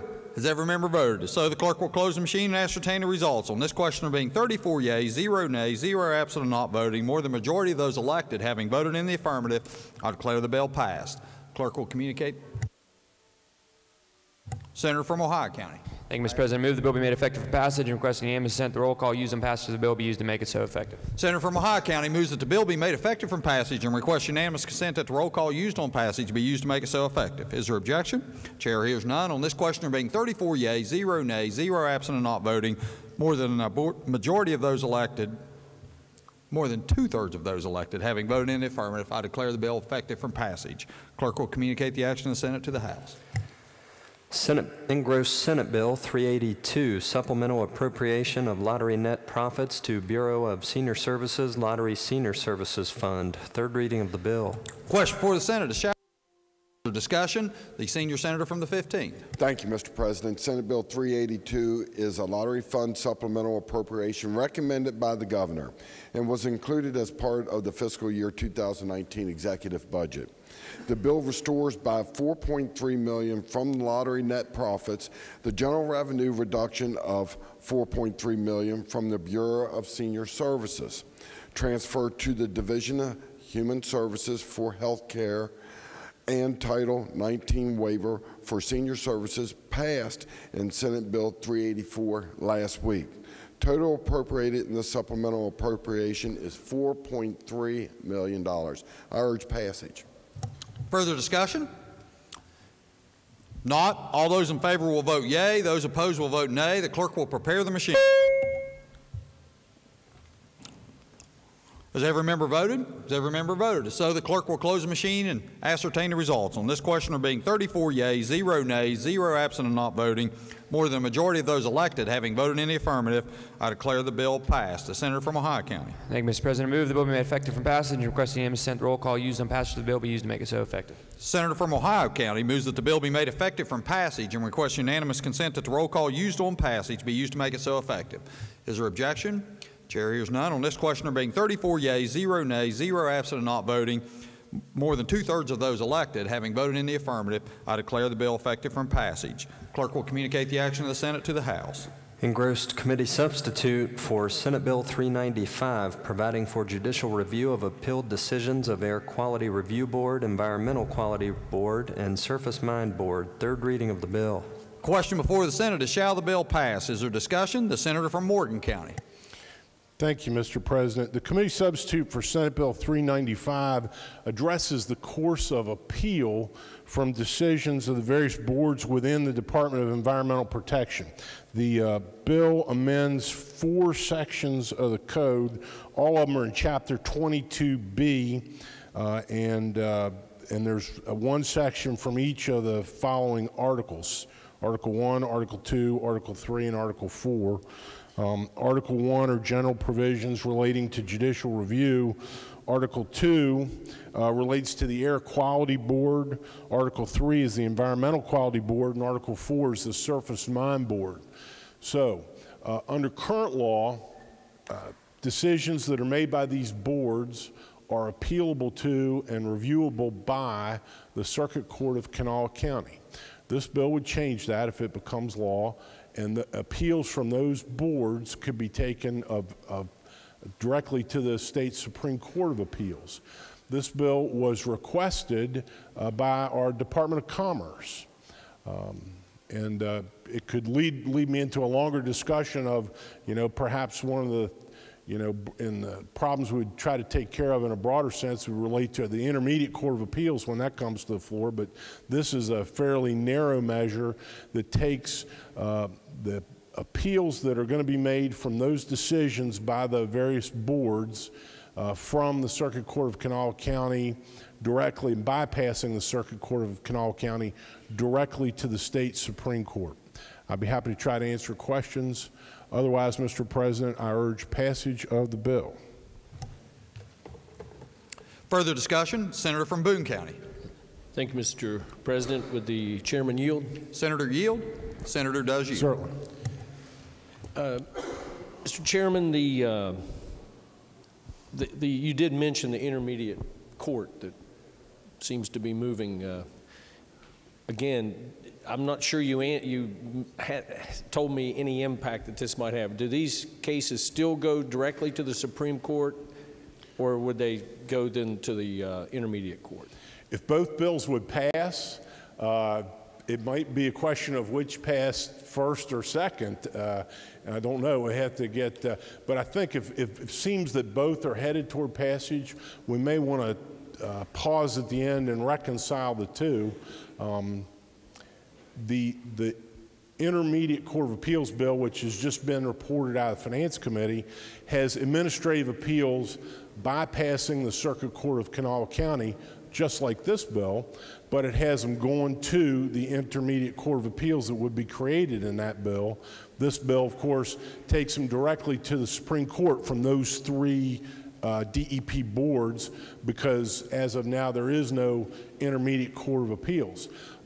The Department of Commerce told us they wanted this bill as a means to try to expedite things to a quicker finish line, projects where they mentioned a couple. There have been a couple where the various boards of DEP have issued permits, found that the proposals meet all the permit requirements, but that an opponent has filed an appeal which goes to the Circuit Court of Kanawha County and has caused, in that circumstance, delays of the adjudication process. Our Circuit Court of Kanawha County, just like every other circuit court in this state, has responsibility for criminal cases, abuse and neglect cases, civil litigation, all kinds of things that are handled by every other circuit court in the state, plus all the administrative appeals that come from all the executive branch agencies of the state government. So it's sort of outside the conversation necessary to solve whether we want to pass this bill or not, but that was the thinking in the Judiciary Committee when we bypassed the Circuit Court of Kanawha County and would send those appeals to an Intermediate Court of Appeals if this legislature chooses to create one. Yeah, I mean, I certainly like if you could fast track these important cases to get permits and et cetera, so that we can improve our economy straight to the Supreme Court. I guess if it was in a vacuum and we didn't have this intermediate court bill out there, I'd feel real good about it. With that, however, one worries if, who's going to be on that intermediate court.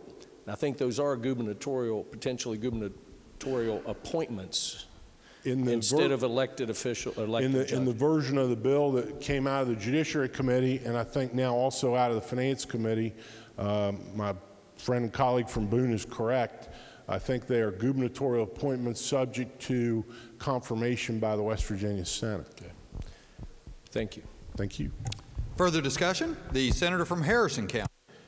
Thank you, Mr. President. I probably should have made this clear earlier, and I rise because my name's not on this bill, but it's one of the bills I championed in the judiciary, and I'm perhaps laying my reputation on the line, but, I'm going to stand behind what I believe in. I would never do anything to diminish the effectiveness of the civil justice system, and this is civil justice. These appeals, these administrative appeals from the Air Quality Board, for example, the evidence is all taken at that level. And to a lawyer, that means something. That's where the record's made. And what currently happens is that appeal then goes to circuit court. And the circuit court uses that record, makes a decision, and then if it gets appealed further, it goes to the Supreme Court. We've removed the circuit court from the equation because litigants were using the circuit court as a weapon to stop projects and to sometimes, foil legitimate environmental concerns because time is of the essence in these things. And we've lost, I can tell you from personal experience, we've lost several hundred jobs and thousands of good construction jobs because that's how this system is being used. It's being used as a delay tactic and as a weapon to stop important projects in the state. Ultimately, every decision will be made by the Supreme Court because these are all big, important cases. And I think what we've done with the help of the Judiciary Committee is simply to move them forward so they can be decided on their merits and not be decided on how long somebody can hold up a case. So I urge passage of the bill. Further discussion? Further discussion? Senator wish to close debate? If not, all those in favor will vote yea. Those opposed will vote nay. The clerk will prepare the machine.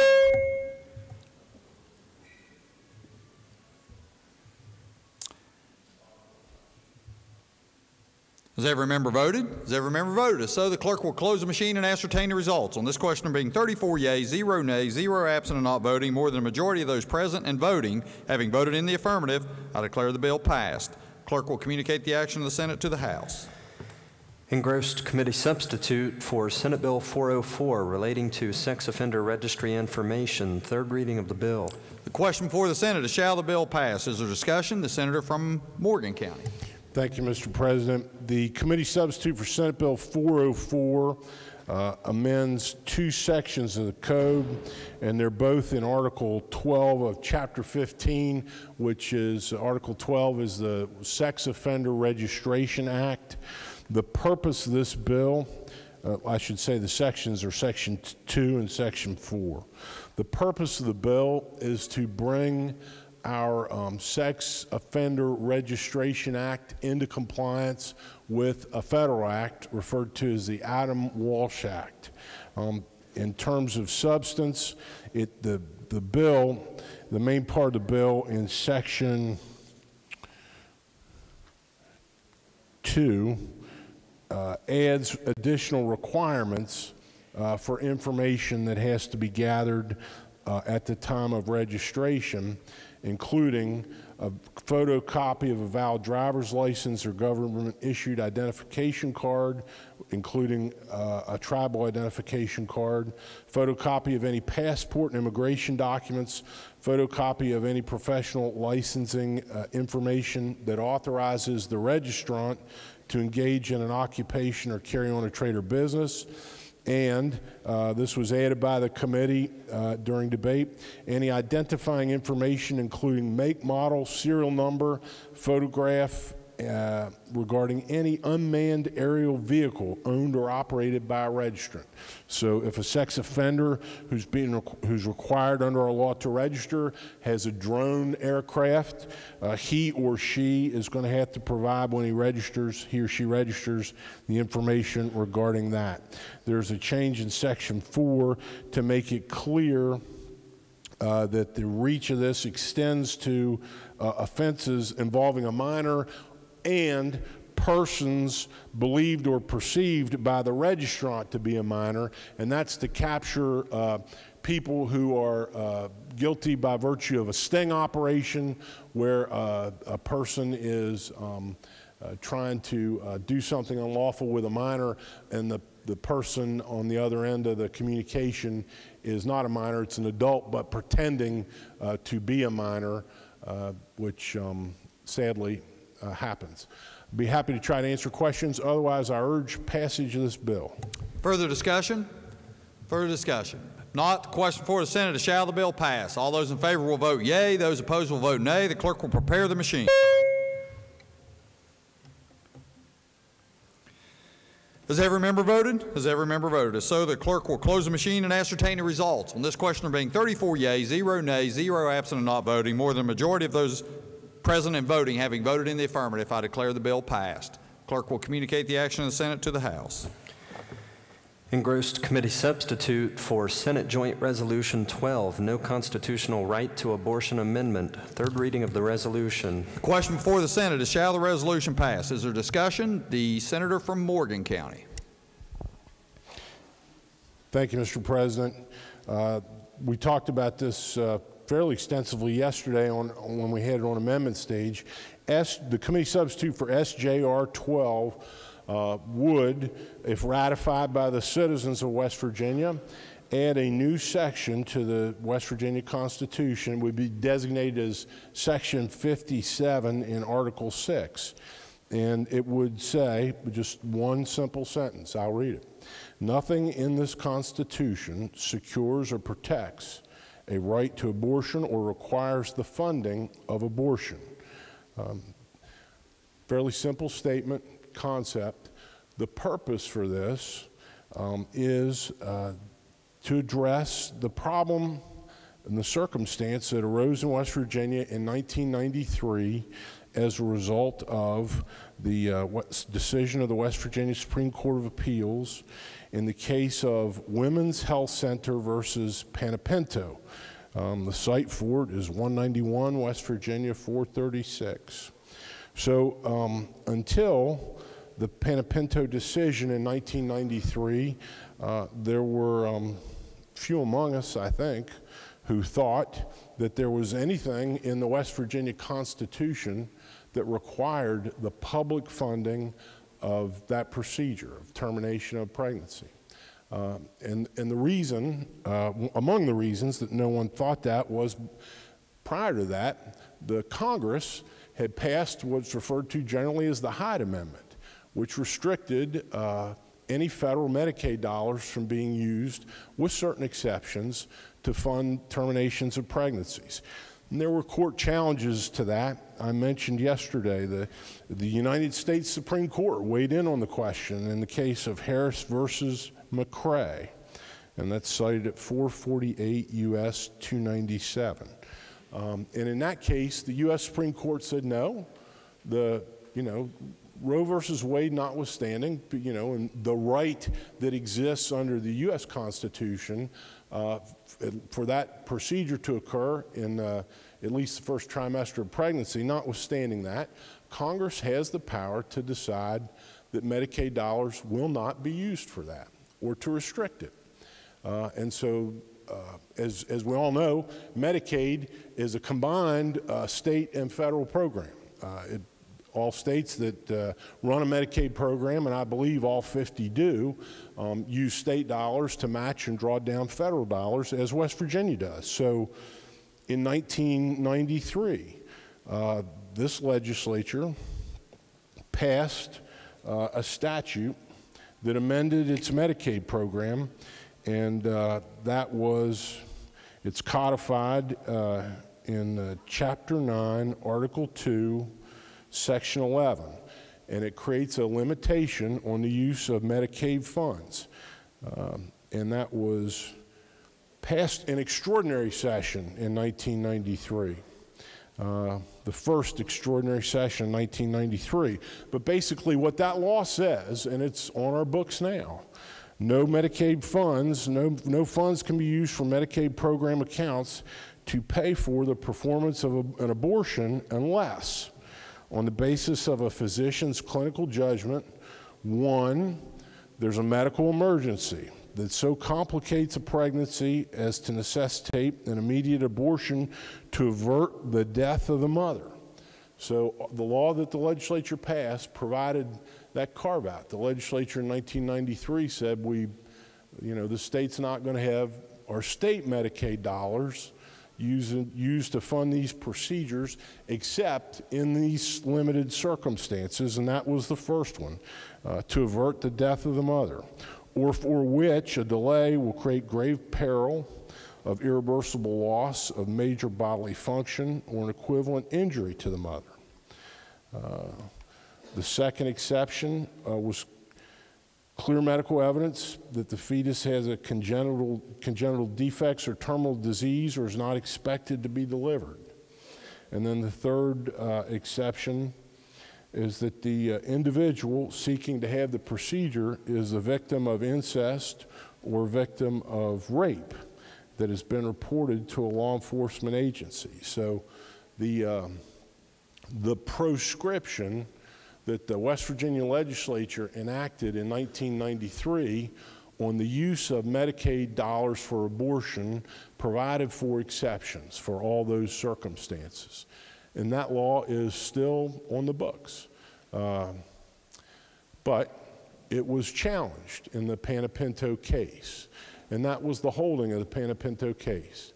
And the Panepinto case said essentially that notwithstanding the federal jurisprudence that grew out of the Hyde Amendment, the federal litigation on that, our Supreme Court decided by a 3-2 decision that the protections under the West Virginia Constitution were broader than the federal protections, and that it was a violation of due process and an obligation of neutrality for the legislature in 1993 to enact any restriction on the funding of public funding of the termination of pregnancies. So even though all those exceptions were there, our Supreme Court said that's too far. The West Virginia Constitution prohibits the legislature from making any restrictions on Medicaid funding. And it was, quite frankly, a surprise to many of us to see or hear and read that the West Virginia Constitution, which does not mention abortion specifically, prohibited the legislature from doing that, from passing the law that was passed in 1993. But we adhere to the system where, under our 3 separate branches of government on constitutional questions, while we all have oaths to the Constitution, the Supreme Court, the judiciary, is the final arbiter. They get the final word on what the Constitution means, with one exception. And that exception is the people retain the right to declare what the Constitution means, or to rewrite it or write what it says. And so that's what SJR 12 would do. It would lay before the citizens of this state the question for their vote, for their ratification, for their consideration, the question of whether or not our Constitution does indeed or will continue to secure a right to abortion or require the funding of abortion. Under the Panepinto decision, if this state operates a Medicaid program, it must fund the termination of pregnancy in all circumstances, and we do. You know, in the Joint Committee on Government Finance this year, we've heard some reports on multiple occasions from DHHR about the increase in expenditures for those services over the course of this year. So I'll be happy to try to answer questions, Mr. President, but otherwise I urge adoption of the resolution. Further discussion? Further discussion? Not the question before the senator from Marshall County. I'm sorry, Mr. President, I stood up late. I'd like to stand in support of this resolution. I've had a personal difficult time with it for a couple of reasons, but I'm pro-life, and in fact, abortion appalls me. And I firmly believe that taxpayer dollars should not be used for this procedure, which is what this resolution could potentially lead to. My initial apprehension was from making the protections eloquently described from a senator from Morgan that women have, making them a little bit more vulnerable. But I've concluded that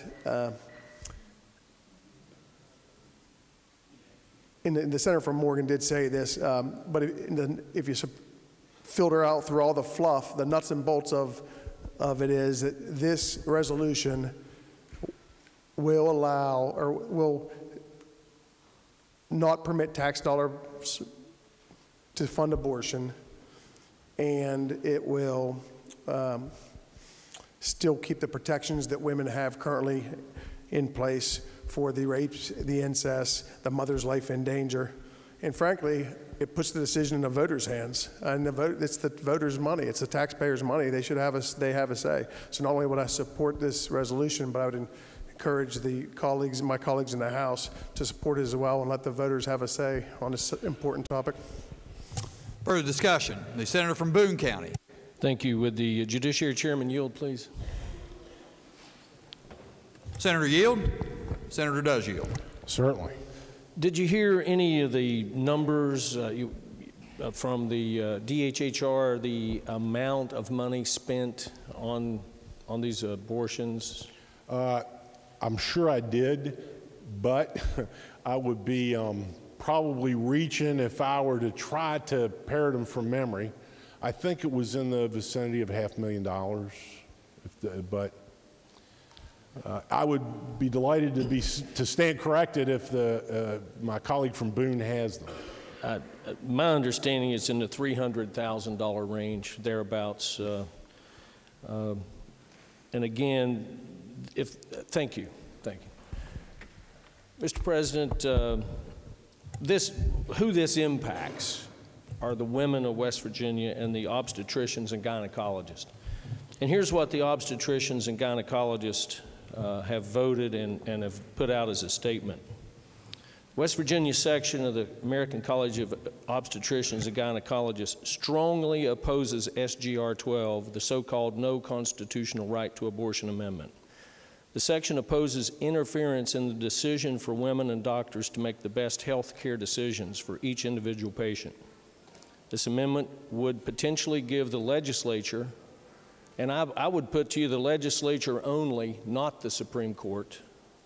The Supreme Court would not be able to weigh in if this passes, of West Virginia. Gives the legislature the ability to criminalize doctors for making sound medical decisions and would turn back the clock and put women's lives. We believe that this amendment would directly and dramatically violate the reproductive rights of women in the state and urge that the Senate not pass the amendment. So, Mr. President, members of the body, that's who we're dealing with here. That's whose impact we're having with this amendment. And what is in place now in statute could easily be changed next year. In fact, my understanding is that there's a bill on the House side that does change some of that stuff that would be over here. Without having the three branches of government look at this, I'm concerned about it. And I certainly respect my colleagues who have studied and participate in obstetrics and gynecology. And this group isn't a group of people that necessarily do abortions. This is all the OBGYN doctors in West Virginia that are members of this. And this, I don't know how this was either voted on or whatever, but that's their blanket statement. Thank you. Further discussion, the senator from Harrison County. Thank you, Mr. President. I stand in opposition to this amendment.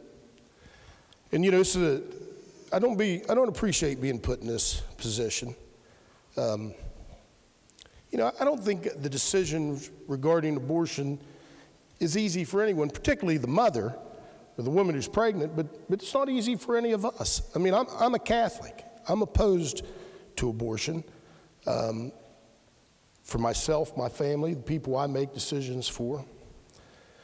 And you know, if I didn't think this had a political motivation, I would be a lot less angry. But if that's the case, then why isn't this amendment going on the ballot as soon as possible?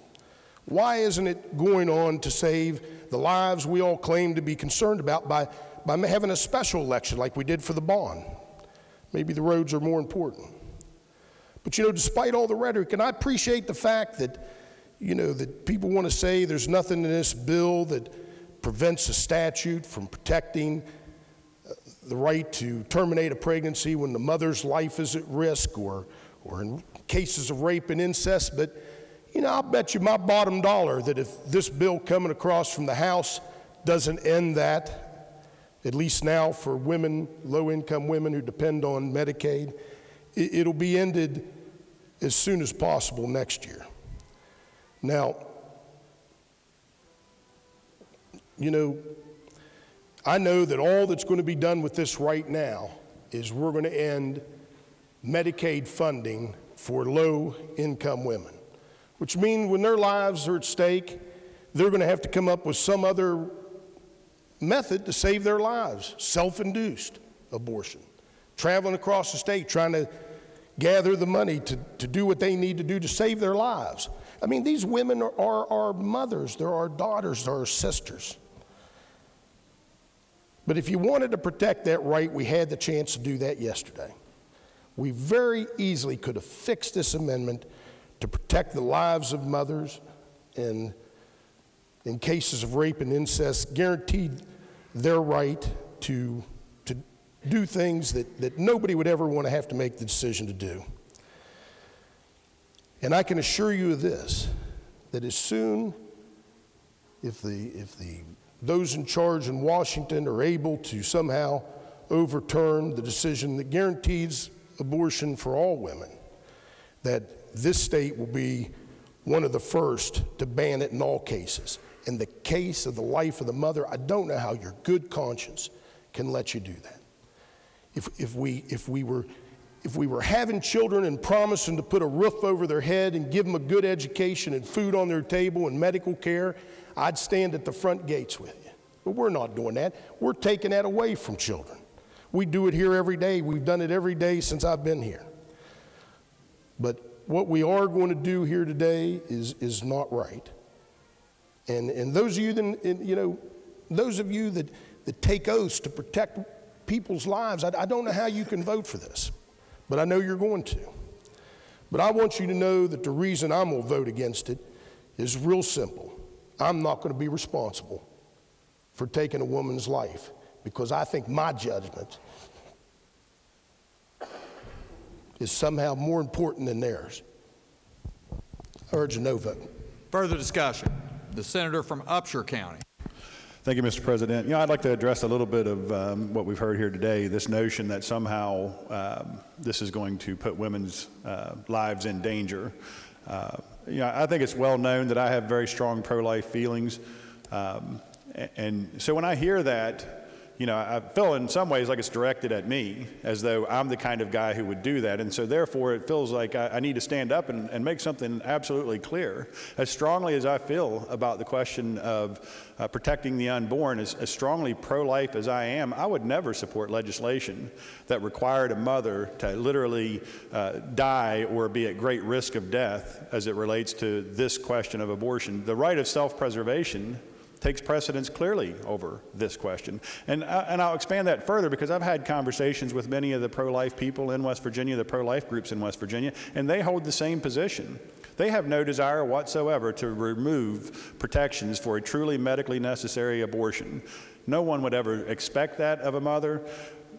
Occasionally we see examples of mothers who make difficult choices. They forego some type of medical care in order to protect the life of an unborn child, but that's a decision that they have to make. And while I would admire that decision and consider that to be a very heroic woman, I would never require her to do that. I don't think there's anything in this amendment that would make such a requirement. I don't think there's anybody in this legislature that would make such a requirement. I urge adoption. Further discussion. The senator from Logan County. Thank you, Mr. President. In August of 1999 was a very happy time for me. I was stationed at Fort Bragg, North Carolina, and we were in Woolmack Army Medical Center. I was waiting for the delivery of my my daughter. And I can remember the labor was intense. It turned out to be an over 30-hour period. And, you know, I'd never met my daughter. I'd never held her. But I can remember when the doctor pulled me over to the side and told me that we needed to call for a chaplain because there was a possibility that I could lose my daughter or I could lose my wife, or I could lose both. And I can remember what went through my mind at that point. You know, I had never met my daughter. But I realized that if something happened to my daughter, me and my wife would try again. But if something happened to my wife, I don't even know if I would want to exist. Now, does that make me selfish? You know, it's election time, and everybody continues to throw all the big issues and say, well, it's just because of election time that we're talking about PEA. It's because of election time because we're talking about abortion. But you know what? The truth is that no matter what time it is, there's a lot of things that we could be doing that could help this situation. You know, why are we not pushing to try to do everything in our power to fix the foster care problem that we have in our state?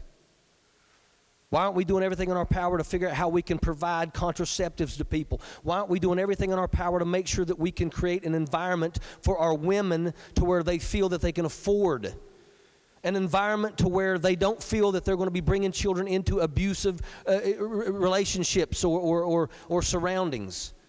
There's things that we could be doing. You know, I don't think anybody in this room wants abortion. I don't think anybody sets out to go and have abortions. But I think that there's a lot of things that we could be doing. But I will tell you this, that, you know, when it comes to the life of the mother, to me, selfish or not, I honestly don't think I would have wanted to live if something would have happened to my wife. I think that yesterday, the amendment that was offered, of course, I wasn't here. I would have supported that amendment wholeheartedly. And I just think that, I think we can do much better. Thank you, Mr. Further President. discussion. Further discussion, the senator from Nicholas County. Thank you, Mr. President. Our Constitution is very clear. It says, since through divine providence, we enjoy the blessings of civil, political, and religious liberty, we the people. Mr. President, I hold those words very dear to my heart. Why? Because we the people get to speak. Now, we recognize that our Constitution has established 3 branches of our government, but when there becomes a question, like in this particular case, that we're not sure, more importantly, when there's a conflict between bodies of the government, our Constitution provides that we put it back to we the people. Mr. President, this has been a long-standing debate back and forth between various parties on this particular issue. I think the wording of the particular constitutional amendment, the resolution that we have before us today, nothing in the Constitution secures or protects a right to abortion or requires the funding of abortion, is brief, it's clear, but more importantly, it gives the people of West Virginia the opportunity to vote to establish what we, the people, believe in. And so for that purpose, Mr. President, I urge passage of this resolution. Further discussion before I recognize the senator from Morgan to close debate. Senator from Morgan wish to close debate?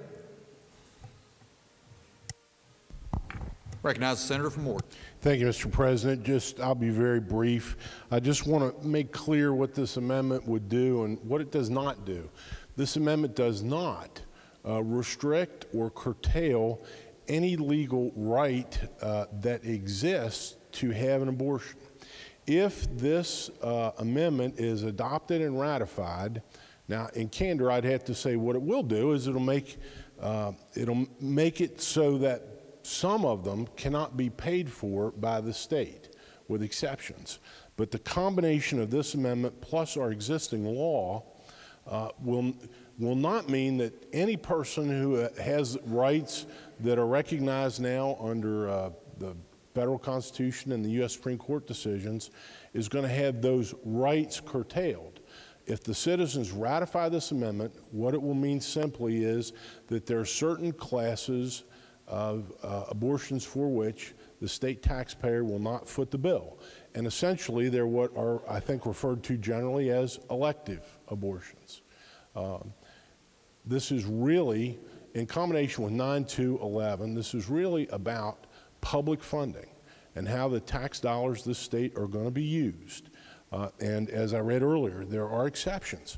Medicaid will continue under the law that we have in place to pay for those terminations of pregnancies when the circumstances that I outlined that are set forth in the code are applicable for women who are eligible and are participants in the Medicaid program, if they're a victim of rape or incest, if their lives are in jeopardy, if there's a severe medical emergency that has the potential to impair bodily function or organ.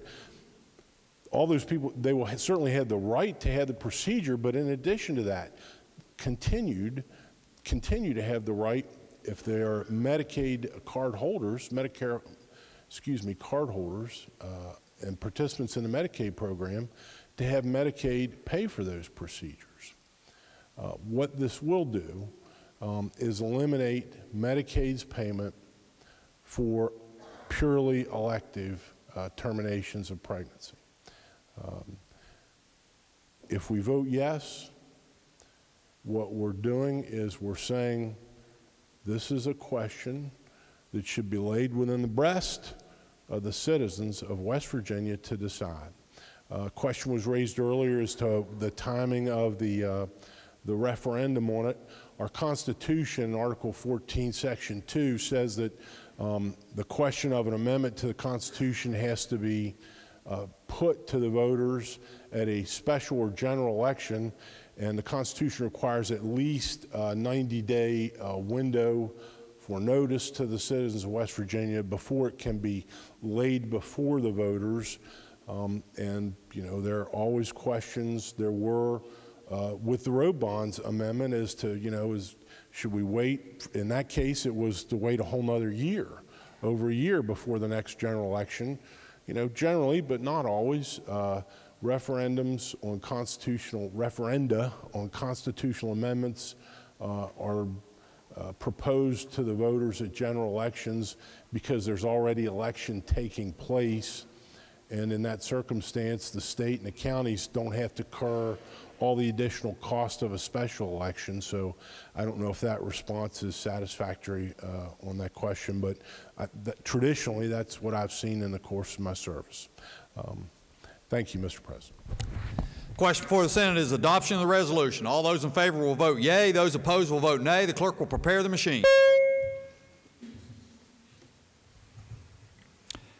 Has every member voted? Has every member voted? If so, the clerk will close the machine and ascertain the results. On this question, there being 25 yeas, 9 nays, 0 absent and not voting, more than 2/3 of those elected having voted in the affirmative, I declare the resolution adopted. The clerk will communicate the action of the Senate to the House. Further bills on third reading. Engrossed committee substitute for House Bill 4135, updating the meaning of federal taxable income and certain other terms used in the West Virginia Corporation Net Income Tax Act. Third reading of the bill. Question before the Senate is, shall the bill pass? The senior senator from the 15th. Thank you, Mr. President. House Bill 4135 is the governor's bill, which provides for an annual update to the state tax code.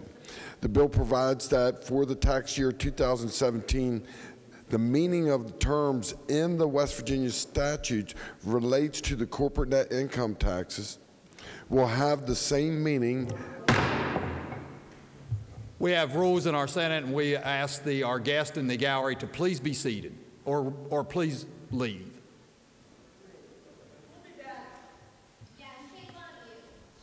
There will be no remarks from the galleries. Doorkeepers, please remove our guests from the gallery.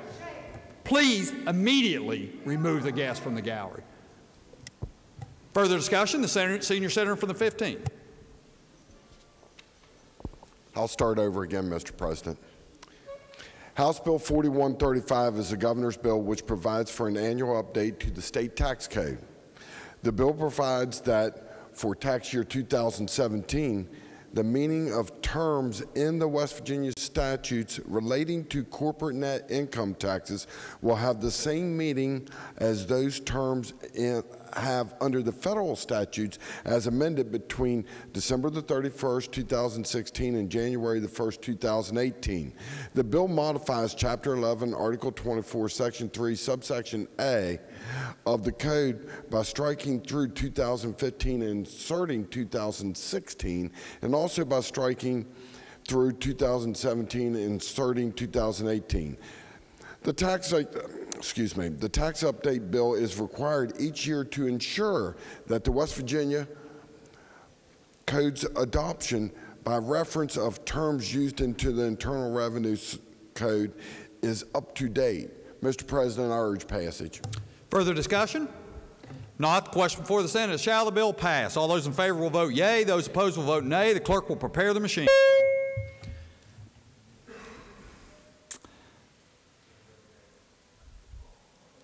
Has every member voted? Has every member voted? If so, the clerk will close the machine and ascertain the results. On this question being 33 yeas, 0 nays, 1 absent and not voting, more than a majority of those present and voting having voted in the affirmative, I declare the bill passed. The senator from Ohio County. Thank you, Mr. President. I move the bill be made effective from passage and request unanimous consent the roll call used on passage of the bill be used to make it so effective. Senator from Ohio County moves that this bill be made effective from passage and request unanimous consent that the roll call used on passage be used to make it so effective. Is there objection? Chair hears none. On this question being 33 yeas, 0 nays, 1 absent and not voting, more than 2/3 of those elected having voted in the affirmative, I declare the bill effective from passage. The clerk will communicate the action of the Senate to the House.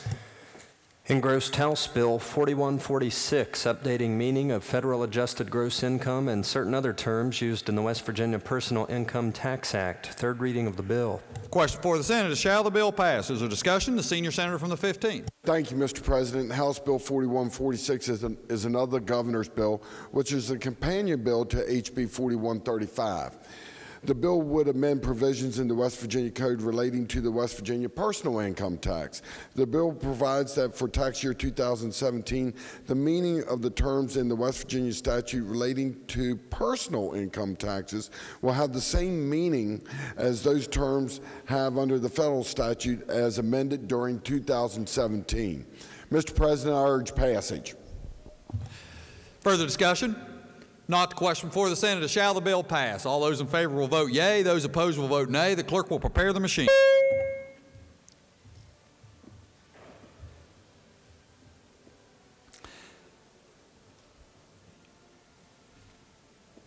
Pursue.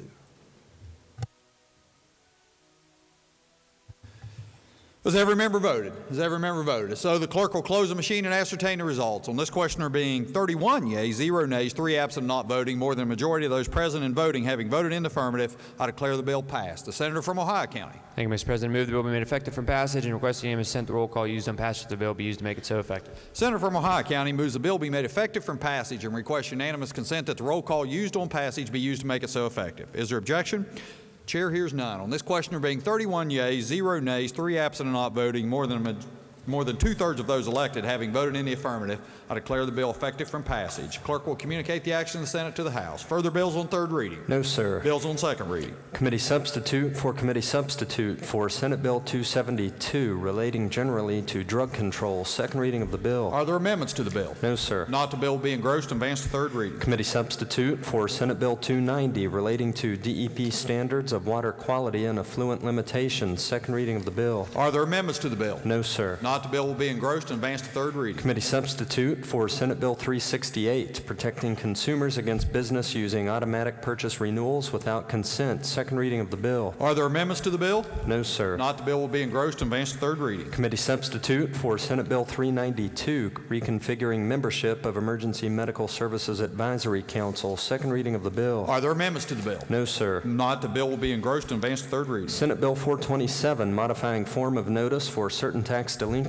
Second reading of the bill. Are there amendments to the bill? No, sir. Bill will be engrossed and advanced to third reading. Committee substitute for Senate Bill 433, rewriting code sections regarding pyramid promotional schemes. Second reading of the bill. Are there amendments to the bill? No, sir. Bill will be engrossed and advanced to third reading. Committee substitute for Senate Bill 440, establishing Library Facilities Improvement Fund. Second reading of the bill. Are there amendments to the bill? No, sir. Bill will be engrossed and advanced to third reading. Senate Bill 441, relating to healthcare provider taxes. Second reading of the bill. bill? Are there amendments to the bill? No, sir. The bill will be engrossed and advanced to third reading. Senate Bill 464, changing statutory payment date for incremental salary increases due to state employees. Second reading of the bill. Are there amendments to the bill? No, sir. The bill will be engrossed and advanced to third reading. Senate Bill 468, changing date and recipients for submission of auditor's annual report. Second reading of the bill. Are there amendments to the bill? No, sir. The bill will be engrossed and advanced to third reading. Further bills on second reading? No, sir. Bills on first reading. Senator from Ohio County. Thank you, Mr. President. Request unanimous consent that all bills on first reading be considered as having been read and advanced to second reading. Is there objection? Chair hears none, so ordered. Introduction of guest. Remarks by members of the Senate. Miscellaneous business. The Senator from Ohio County. Thank you, Mr. President. Subject to announcements, move the Senate stand adjourned until Monday at 11 a.m. Are there announcements? The Senator from Morgan County. Thank you, Mr. President. Your committee on the judiciary will meet today. In 30 minutes, we'll say 1:40 p.m. in 208 West. Further announcements? Senator from Wood County. Thank you, Mr. President. Your Committee on Banking and Insurance will meet Monday, February 12th, 2 p.m., room 451M. Further announcements? Senator from Upshur County. Thank you, Mr. President. Your Committee on Pensions will meet.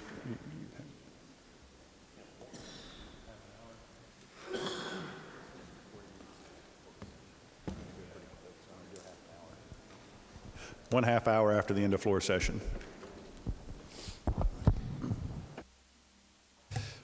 Senator from Brooke County. Senator from Preston County. Thank you, Mr. President. Your Government Organization Subcommittee on Volunteer Fire Departments and EMS will meet at 1:30. It's a change of venue. Judiciary Conference Room. Judiciary Conference Room. The Senior Senator from the 6th. Thank you, Mr. President. Your Committee on Natural Resources will meet Monday at 1 p.m. in 208 West. Further announcements? The Senator from Upshur County. Thank you, Mr. President. Just clarifying, I did not mention where, but 451M is our usual meeting place, and that's where we'll be. Thank you. Further announcements? Not the question before the Senate. Shall the Senate stand adjourned until Monday morning at 11 a.m.? All those in favor will say aye. Those opposed, no. The ayes appear to have it. The ayes do have it. I declare the Senate adjourned until Monday at 11 a.m.